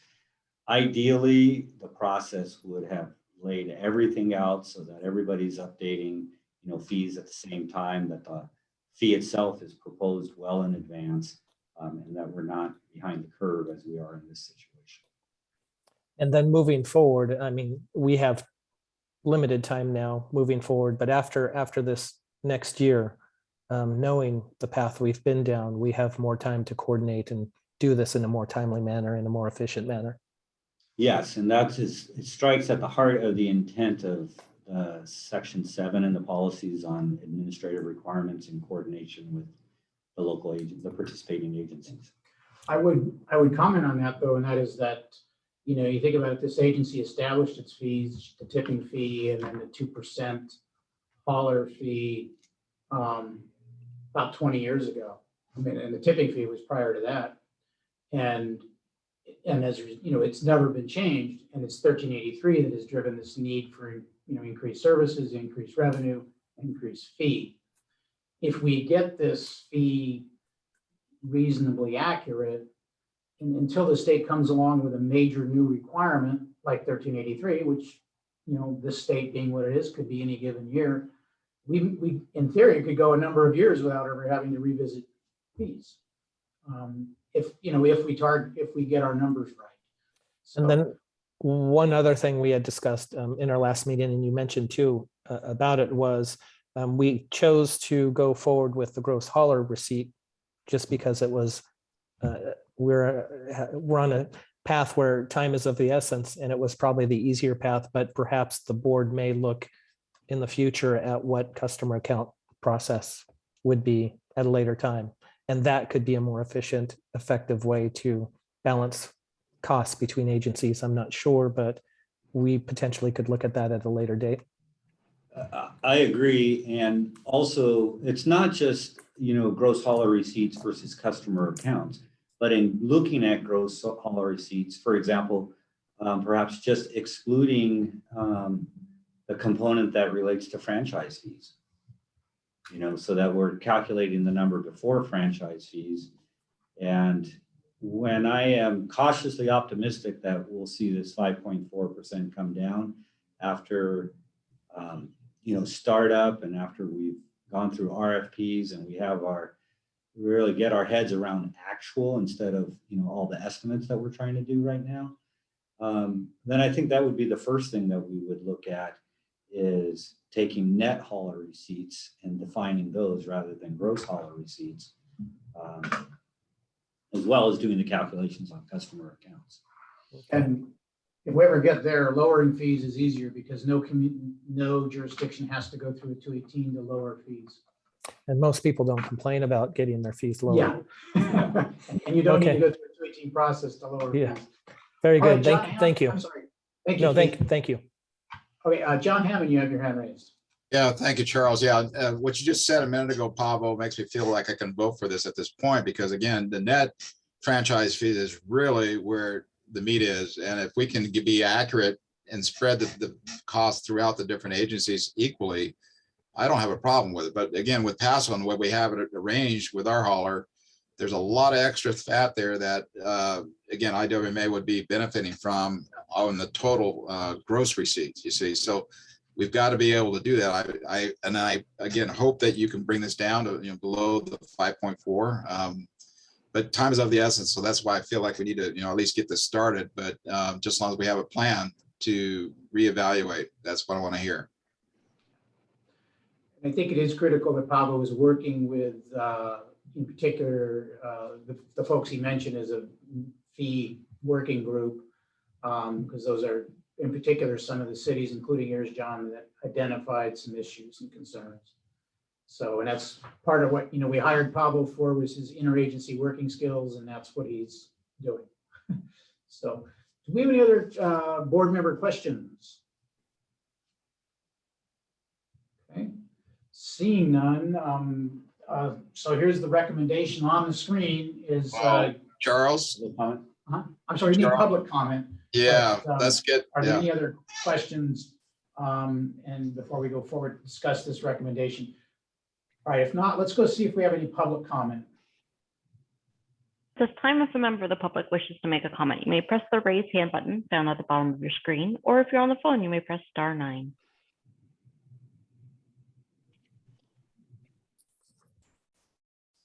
I don't see any public comment. Okay, seeing no public comment, we'll bring it back to the board for discussion of this recommendation. Does anybody have any comments, or does somebody want to, do we need a motion on this? Yeah, okay, so if perhaps a motion, or Jan, would you have a comment first? I've given this a lot of thought and followed the process closely for over a year now. And I do support the recommendation. When the time is right, I'd like to make the motion. Okay. Well, I think the time is right, so, because we can always discuss the Okay. motion, so go ahead. Okay, so I'll also move. Move staff's recommendation on the screen. Yes, sir. Okay, thank you, Jan. Do we have a second? Hammond seconds. Okay, so a motion by Jan Marks, second by John Hammond. Do we have any discussion of the motion? Okay, if not, we will proceed to roll call. Ms. Marks, Yes. Mr. Hammond, Aye. Mr. Enns, Yes. Mr. Heller, Yes. Mr. Newton, Yes. Mr. Robert. Yes. Mr. Storton, Yes. and Mr. Burbo. Yes. Motion passes unanimously. Okay, then we're done with item 15. We will move on to item 16 regarding Cal Recycle grants, and this will be discussed by Pablo and Kelly York.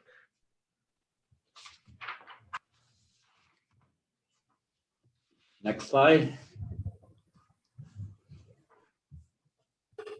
I think this one's going to be a pretty quick one. There's deep, this could have been a consent agenda item potentially, but there is a couple of details that I wanted to make sure to discuss with your board.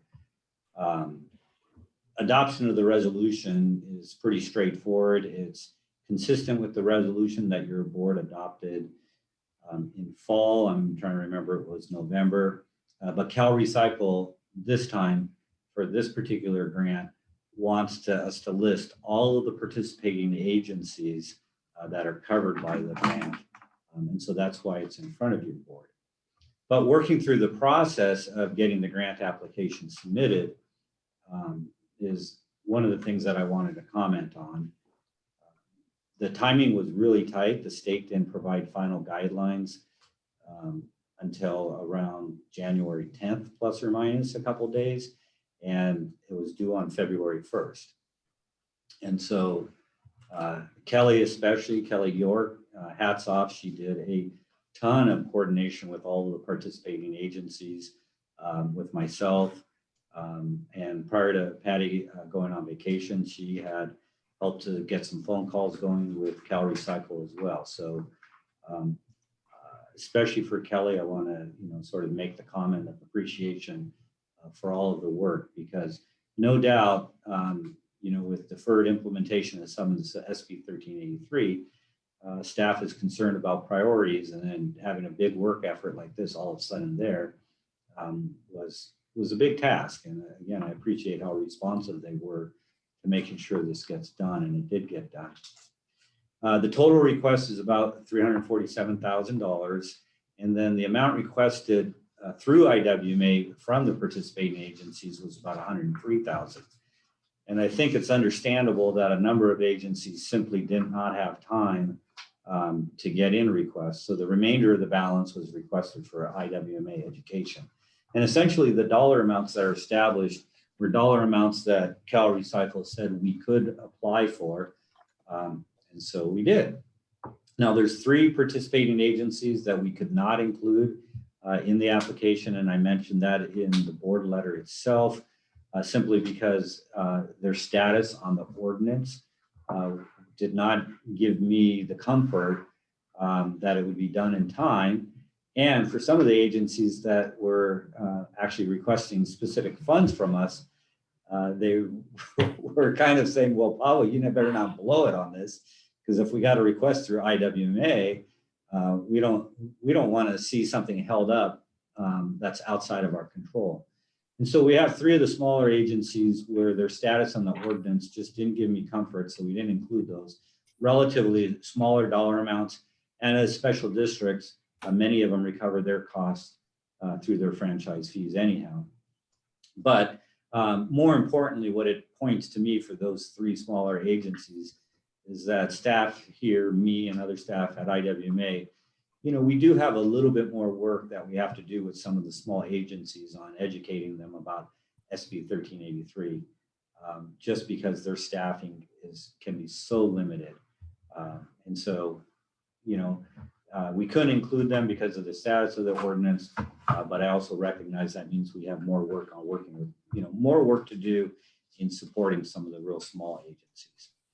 But then, it's easy to identify that, hey, if IWMA is getting $347,000 and 103 is based on requests from participating agencies, and so IWMA, used the net amount of 243 for educational programs, and the state has extremely tight deadlines on the submittal of the applications. We initiated the discussion with Cal Recycle about, well, for those agencies that were not able to identify specific requests, we still want to be able to help reimburse them for costs that are incurred and are eligible, even if they were not able to do specific requests.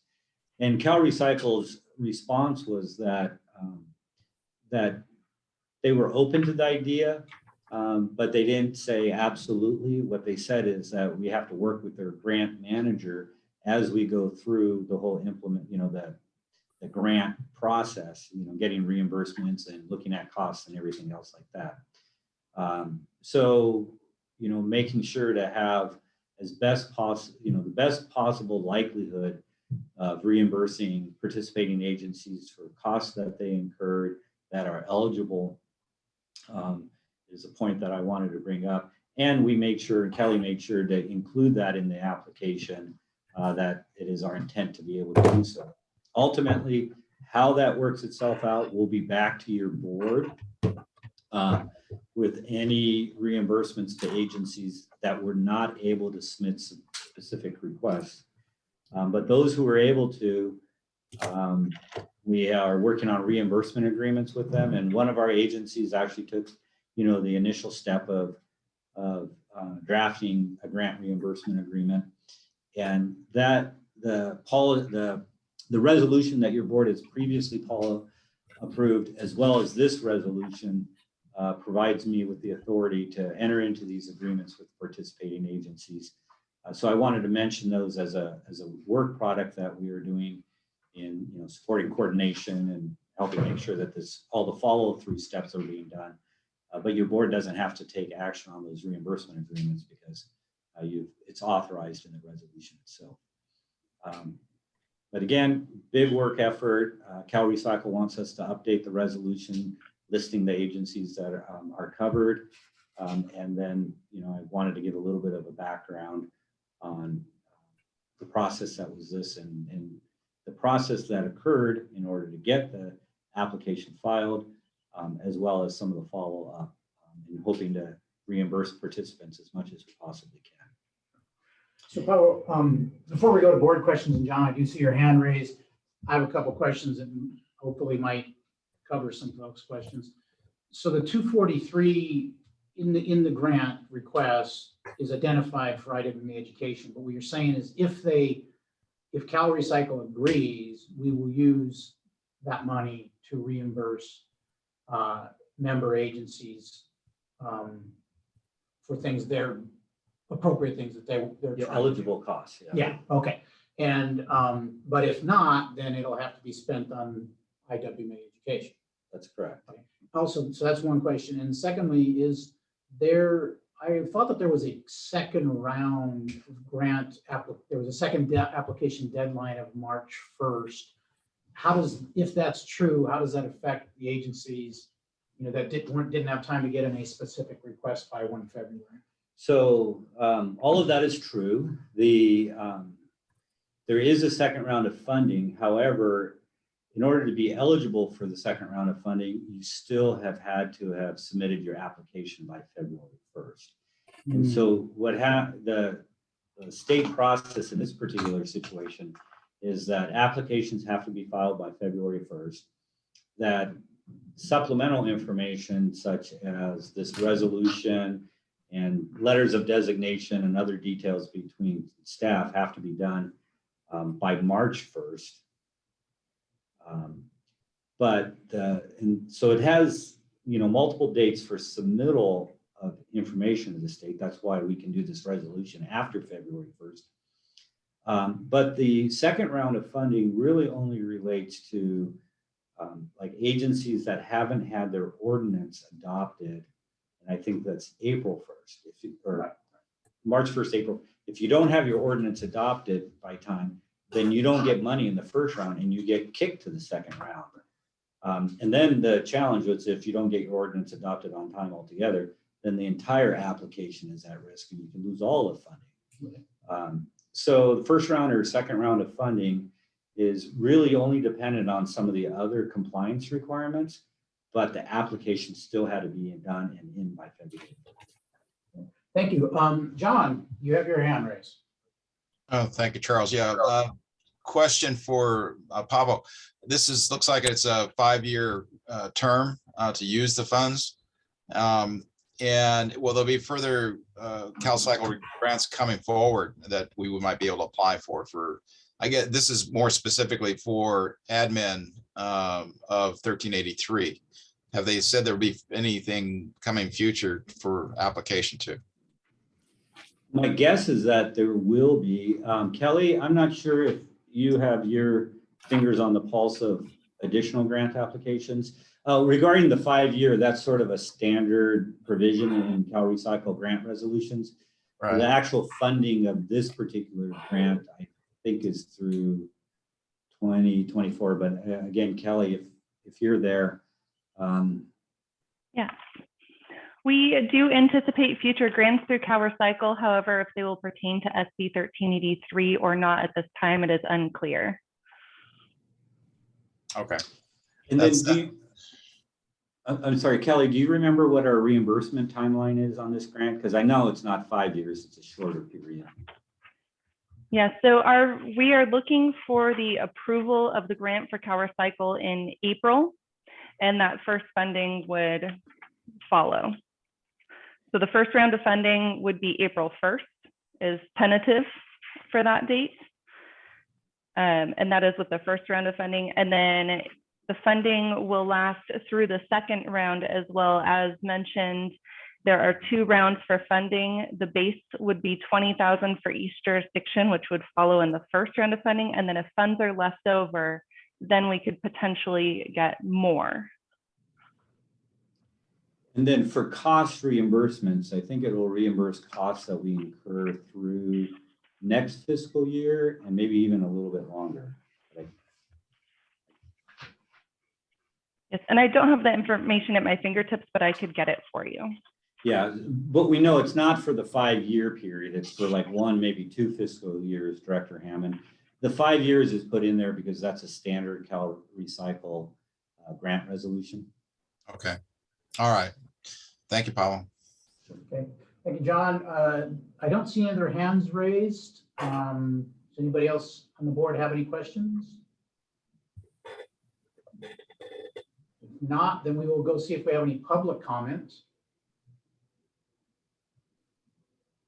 At this time, if a member of the public wishes to make a comment, you may press the raise hand button found at the bottom of your screen, or if you're on the phone, you may press *9.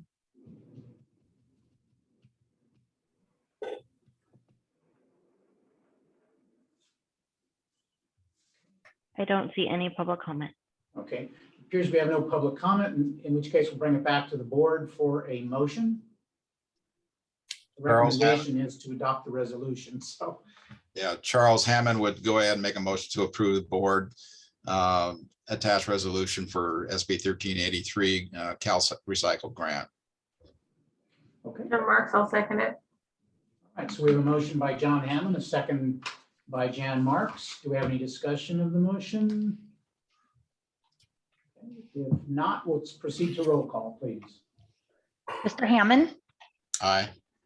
Ms. Marks, Yes. Mr. Enns, Yes. Mr. Heller, Yes. Mr. Newton, Yes. Mr. Robert, Yes. Mr. Storton, Yes. and Mr. Verboe. Yes. Motion passes unanimously. All right, with that, we're done with the agenda items.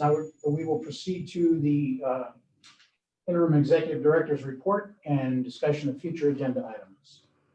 So I believe that's you, Pablo. Yes. So in terms of the interim executive director's report, it really does focus around the agenda items. I guess as a side note, in working with staff over the past month or so, as a manager, I'm identifying things that are strengths and opportunities or weaknesses and everything. So I don't really think it's appropriate to get into that sort of detail with the board in a public meeting and everything. I have a lot of confidence on what we're doing on program work, but just like any agency, I'm identifying some little things that we need improvement on as well. And then the big things that we need improvement on are the ones that are hitting the agenda items, and the fee setting policy and coordination with all the participating agencies is one of those big items and stuff. So, but the reality is that most of my time has been focused on getting up to speed on current issues and getting agendas put together and action that's appropriate for your board. In terms of future agenda items, the board acted, so final approval on IWMA fees and the JPA amendment will be on the March meeting. And other items as well, but those will be, two of the big issues that we know need to be on your March agenda. The IWMA budget, I really anticipate it's April, May, and June, because in April, we want to talk about approach and we want to talk about goals and objectives for 2022, for the 22-23 year. I think that, performance-based budgeting, however it's constructed, and some of the bigger agencies, it's a very extensively documented process. Some of the smaller agencies, it's just sitting with the board and saying, what are our goals and objectives? And do we think they're first quarter, second quarter, third quarter, fourth quarter? So I want to initiate those discussions in April. And then a proposed budget in May, and then come back for the adoption of the proposed budget in June, because of the statutory requirement to have it done by June 30th. And then, of course, the final budget always comes a couple months later after the current year's books and records have been closed. But, April, May, June is the heavy lifting on the budget. Particularly notable, though, is the HF&H management and budget review that your board approved in January. HF&H provided a proposal that would say that they would have all the work done in April and back to the board. And, that was the schedule and everything was developed somewhat before I got involved in looking at the details. And in meetings subsequent to your board's January meeting with HF&H, I just believe that the timeline for them to be back in April with some conclusions is just not wise, or I want to be able to work through it diligently with them. So I asked them to provide a different, another schedule.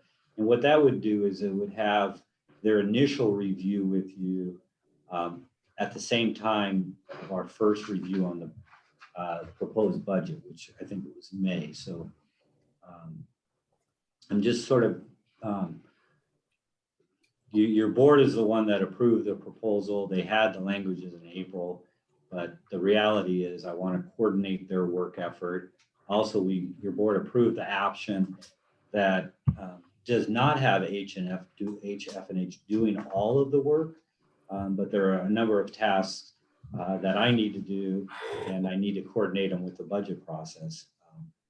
So I'm just sort of generally apprising your board that I have worked on a revised schedule with HF&H, and one that I think is going to ultimately provide a better work product, because it's going to give me more time to understand what HF&H is doing and to coordinate that analysis with analysis that I'm going to be moving forward in the budget. I want to pause real quick though and see if there's any board questions on how I want to approach this work effort with HF&H. Yeah, so does anybody have any specific questions regarding HF&H management and budget review?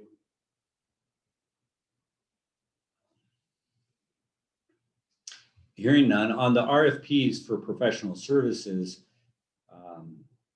initially I was probably more concerned than I am today on the timing of proposals, so that whoever is going to be providing the services knows in July. Summertime is important, of course, because school is out. And so who's ever going to be doing the educational programs for next fiscal year really wants to be able to get the contract awarded in the summertime so that they have the opportunity to start, prepping for the school year. And there's obviously some flexibility there because school presentations don't have to start on the same day that school starts. But with everything that's going on with IWMA, my initial intuition was that pressing out those RFPs really soon might be a challenge. On the other hand, it's clearly a priority. And so the county is also looking at how are they going to do RFPs, and I anticipate they'll probably take a different approach than we do. We have a completely different demographic, territory, regional population than they do. But some of the initial thoughts and discussions or brainstorming is to potentially break out, to do an RFP that relates to educational services to schools, separate from the RFP for businesses. And, your board may have already discussed some of these concepts, but I want to get that back for a broader discussion in March as well, so that staff can get some direction on moving forward with the RFPs. Pavo, question, how many Yes. educational groups are there available in our area? Do we have a sense of how many we could request? Well, I know that there's at least 2 who are very interested. And then, we heard from public comment earlier today that depending on how the RFP is structured, there might be others as well. And so Yeah, we know that there's actually 2 major outfits that have been doing a lot of education in schools. I think you're right by trying to get that out as quick as possible so they can set up for, September, beginning of school year again. So, yeah. I think though, John, that Pablo raises an interesting point though about possibly splitting out the educational and the outreach components, because, reaching out to schools, providing education to kids, whether it's, we don't really have the site out there anymore, but whether it's field trips or whatever, is a somewhat different skill set than reaching out to businesses and residences and multifamily residences about, what things are required and, tips, et cetera. And there might be numerous firms that might be good at the latter and smaller number, but different groups that might be good at the former. So I'm interested in seeing potentially split out the RFP, or at least allow it to be split out between the educational side with schools and outreach to. Yeah, I totally agree on that, Charles. That's why I brought it up. Again, I think the educational component is really more critical at this point for timing than maybe the business side. So. All right, thank you, John. Jan? Thank you. I have to say that I still have not gotten, after over a year on this board and executive board, I haven't yet gotten a real clear sense of what science discovery actually does, except that they show up as an agenda, on the report of expenditures, oh, okay, this time around it was $20,000, and there'll be a few words describing what they did. But usually with educational, my experience with educational endeavors, and I was the chair of EcoSlow for 6 years. I'm very involved with City Farm Slow that does educational projects. I'm also the dean of the local law school and have an academic background beyond that. Usually there's a kind of reportage of what was actually done. And then there is an evaluation process. Sometimes it's asking the students for their response. Sometimes it's professional. There are different ways of evaluating it. So I'm deeply curious about what they actually do and what the who they lost in terms of staff and what the impact on that would be. So an RFP is, I think, really crucial, and I agree that the educational component is most time sensitive. But also with an RFP, the agency is saying, here's what we want, right? And so it's kind of like a job description of here's what we want. With science discovery, the contract has gone on continually renewed, I believe, since 1994. I don't know, just a long time. And I think there's information, and I'm not questioning the validity of what they do at this point. I don't even have enough information to do that. It's just we need more data and more input about what they actually do. I also think that would help us formulate the RFP. Like, here's what they do. Here's our vision of what should happen. What's the difference? And then when we formulate the RFP, we can say, and here's the goals for our education program. So I just want to kind of get that out there. Thank you, Jan. And for bringing that up and reminding us, actually, because you have mentioned that in the past, and I think it's probably gotten lost in the mix of everything going on here, but I think we had discussed at one point having it, bring it back as either a study session or something where it would be explained to the board what those bills we get from science discovery are covering, what they're actually doing and accomplishing. And I'm not sure if time-wise, Jan makes a good point that it'd be good to know what they do before putting out an RFP to ask somebody new to do it.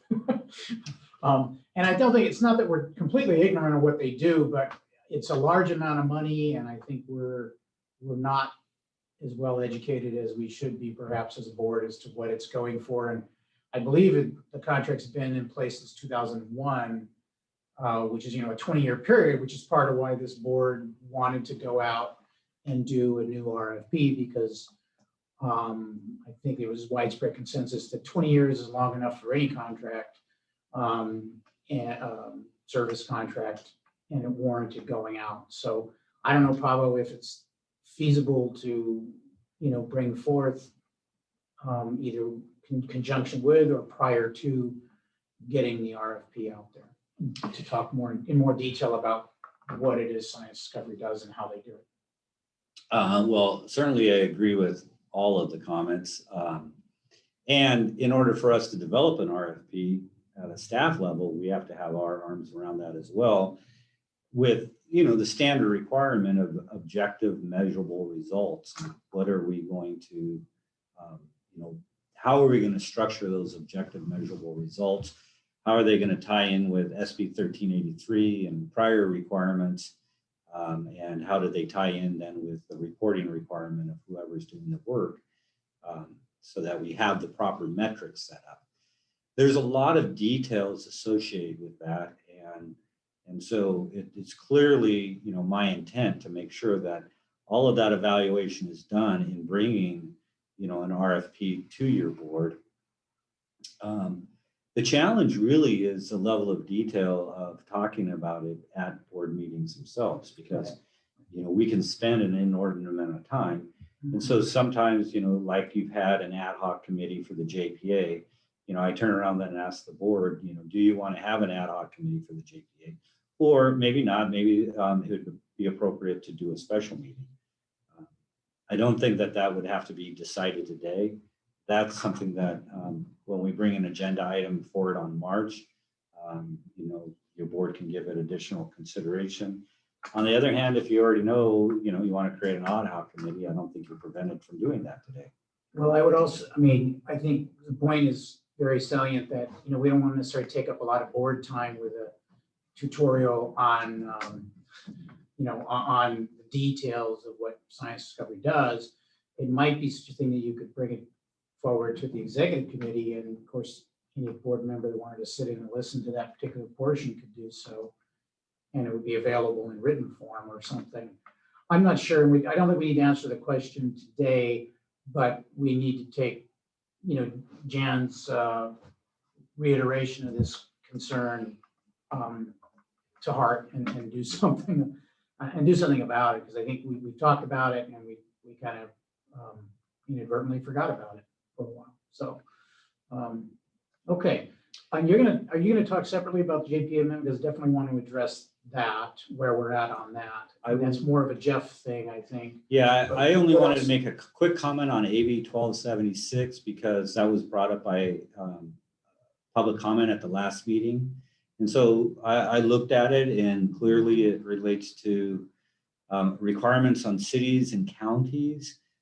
It does allow cities and counties to delegate enforcement to others. So, the special districts themselves are underneath the county. The point is that we'll be coordinating with the local task force in order to look at AB 1276 requirements. The substance of AB 1276 is that food establishments, I don't know if I'm using technically the right term, but prior to giving you like single-use plastic, knives, forks, and spoons, the customer is going to have to request them. That's similar to the way straws work right now, is that they're not supposed to just hand them out. It's only supposed to be based on customer request. I think AB 1276 also ends where they could give you the little plastic package that had a fork and a knife and a spoon all in it. But if you only want a fork, they only give you a fork. If you only want a knife, they only give you a knife. So it's got some details in there. But the cities and counties can delegate enforcement to other agencies like a regional agency. And we need to start talking about that at the local task force because, of course, enforcement at IWMA has been it's a questionable issue and stuff. So it's there, and we're gonna. I did review it after hearing the public comment at the last meeting. Need to first work with the local task force, and I anticipate it will be back on your board's agenda, at least for discussion in the near future. The other two that I have underlined, curbside oil contracts and HD 37 grant review, are underlined because they carry forward from prior meetings. I haven't had a chance to gain an understanding of either of those items yet. But in terms of questions and comments on the JPA amendment, yeah, those would be appropriate for discussions with legal counsel. All right, thank you. Yeah, and so the JPA amendment is definitely something that we have, we need an update on the status of, because we'd hope to bring it back to the board at this meeting as, with a draft amendment for the board's discussion and approval and to send out to the jurisdiction. So we're not there. There were some discussions that had to take place with Cal Recycle and some other issues. So I'm going to let Jeff Minery discuss, if you would, where we're at on our JPA amendments. Thank you, President Barbeau, directors of the board. So current status is we're really just tying up the loose ends on this. There's been a number of things that are wrapping up related to the rate setting policy, and we have been in discussions with Cal Recycle in regards to the agencies remaining as a regional agency and issues like that. Should have the final draft circulated to all the agencies this week. I would anticipate, yes, this week is early this week, probably tomorrow or the next day. And of course, the intent is to get all feedback ahead of it coming to this board in March, so that we don't end up in a situation where we are having a document that's approved as the form by your board, and then we receive comments and feedback after the fact, and it has to come back and forth. We really would like to make sure we have coordinated effort with all the member agencies. So I would look forward to it coming back to your board next month, and then have generally smooth sailing with the other agencies after that. Right, thank you, Jeff. I think that's a good summary. And I mean, the key point, as you mentioned, is, getting it out to agencies for a chance to review, because, if it just comes to us as a board and we go, okay, that looks okay, and we send it out, one or more city attorneys will find something in there. Because what I've learned is, we have 7 cities in this county. We have 7 city attorneys. We have 7 ways of looking at legal issues. And so, one will think something is a big deal, one will think it's no big deal, and one will insist on something be changed, others will go, it doesn't matter. So it's very important that, they be involved in this kind of staff review before it comes back to the board, hopefully. So, Keith, you have your hand raised. Thank you very much. I just want to say thank you to Jeff for shepherding this throughout the many communities and attorneys. It's been time intensive and a lot of work, and I know it took a lot of your time, but just wanted to say thank you.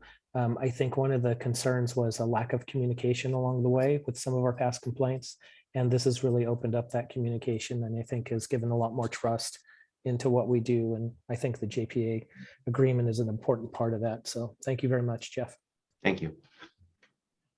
I did have one task that I finished that came out of the last ad hoc committee.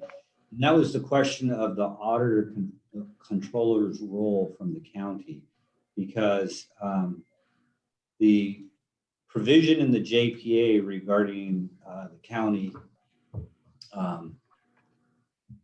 was a question. And so I contacted Jim Hamilton, who's our current county auditor, and he expressed no concerns or, total willingness to continue to work with IWMA as a paying agent, where they're the custodian of the funds. And then we submit, invoices for payments and everything. It's the language in the old JPA that either expressed or implied that the auditor had a greater role than that basic statutory role is what he does not want to do. But they currently do paying agent, custodian roles for a number of the special districts and even some other JPAs. And he has continued to willingness to take that role on. And so that was one of the to-dos that I was sort of slated with, and that I've got to good news, because we really didn't want to have to change, where our general ledger is produced and who's actually cutting the checks. All right, Jan, you have your hand raised.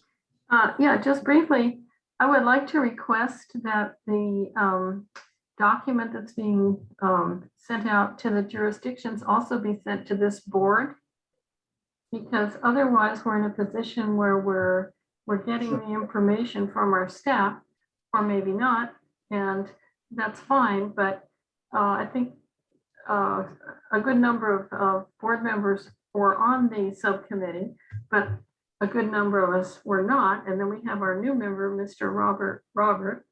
And I just think if we could just be put on the distribution list, I'd really appreciate it. Right. I agree, Jan. Jeff, unless there's any reason not that you could explain not to, will you please, ensure that the board members also get a chance to see the draft? I will ensure that. Thank you. Thank you, Jan. Anybody else have any other questions or comments regarding Pablo's oral report and future agenda items? Okay. If not, that was not something for us to take public comment. I'm sorry, Jeff, we did have that one other item that just came up. But yeah, we have scheduled a close in the agenda there. We have a closed session, so we need to do that.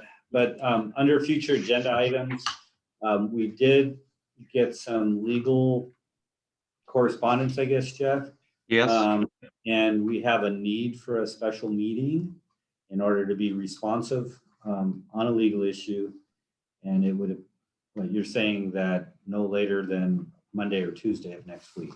Right. And I would have a preference for Tuesday, if that works for the board, for a brief special meeting. And I can have Sasha, circulate emails to try to find out, who may or may not be able to meet under such short notice. But it truly is just a very recently developing issue of legal issue. Okay, and so we need to have a special meeting for this closed session legal matter. The item listed on our agenda, public employment regarding the executive director, can we just roll that to that meeting as well, Jeff, or do we need That to- was going to be my next suggestion. Okay. Got it.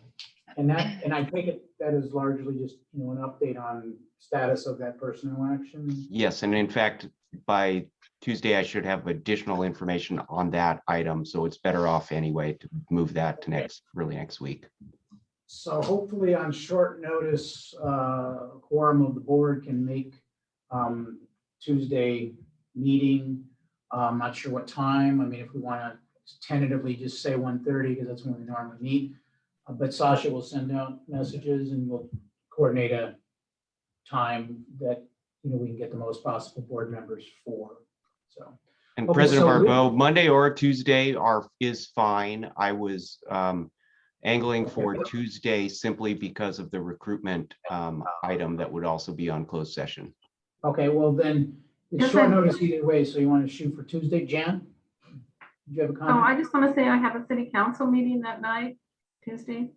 And normally the day is pretty impacted with people emailing and wanting instant responses. So Got it. if it were early, if it were like 1:30 or so, I could make it, but Okay. let's not make it in the evening, please. Right, no later than that. And Jeff, is it fair to say that this would be less than 30 minutes or 30 minutes? or Less than 30 minutes, absolutely. Okay, Probably 20. all right. Okay, so we'll try to coordinate, we'll have Sasha send out some emails to, kind of coordinate the best time, but kind of figure maybe Tuesday at 1:30.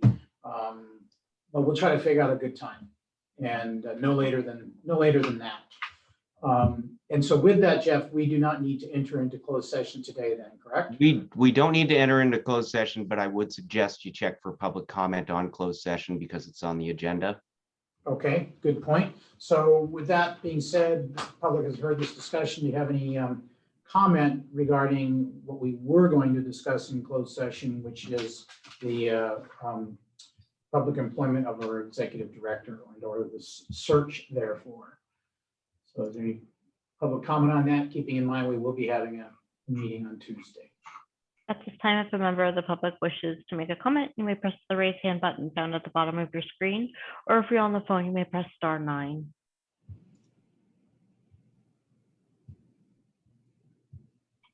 I see nobody for public comment. Okay, all right, thank you. With that, I believe we are at adjournment. The upcoming meetings are noted on the agenda. We'll look for those emails for a special meeting. Anybody have anything for the good of the cause before we exit the screen? All right, if not, we are adjourned. Thank you. Thank you. everyone. Thank you, Charlie. Everybody. Bye. Thanks.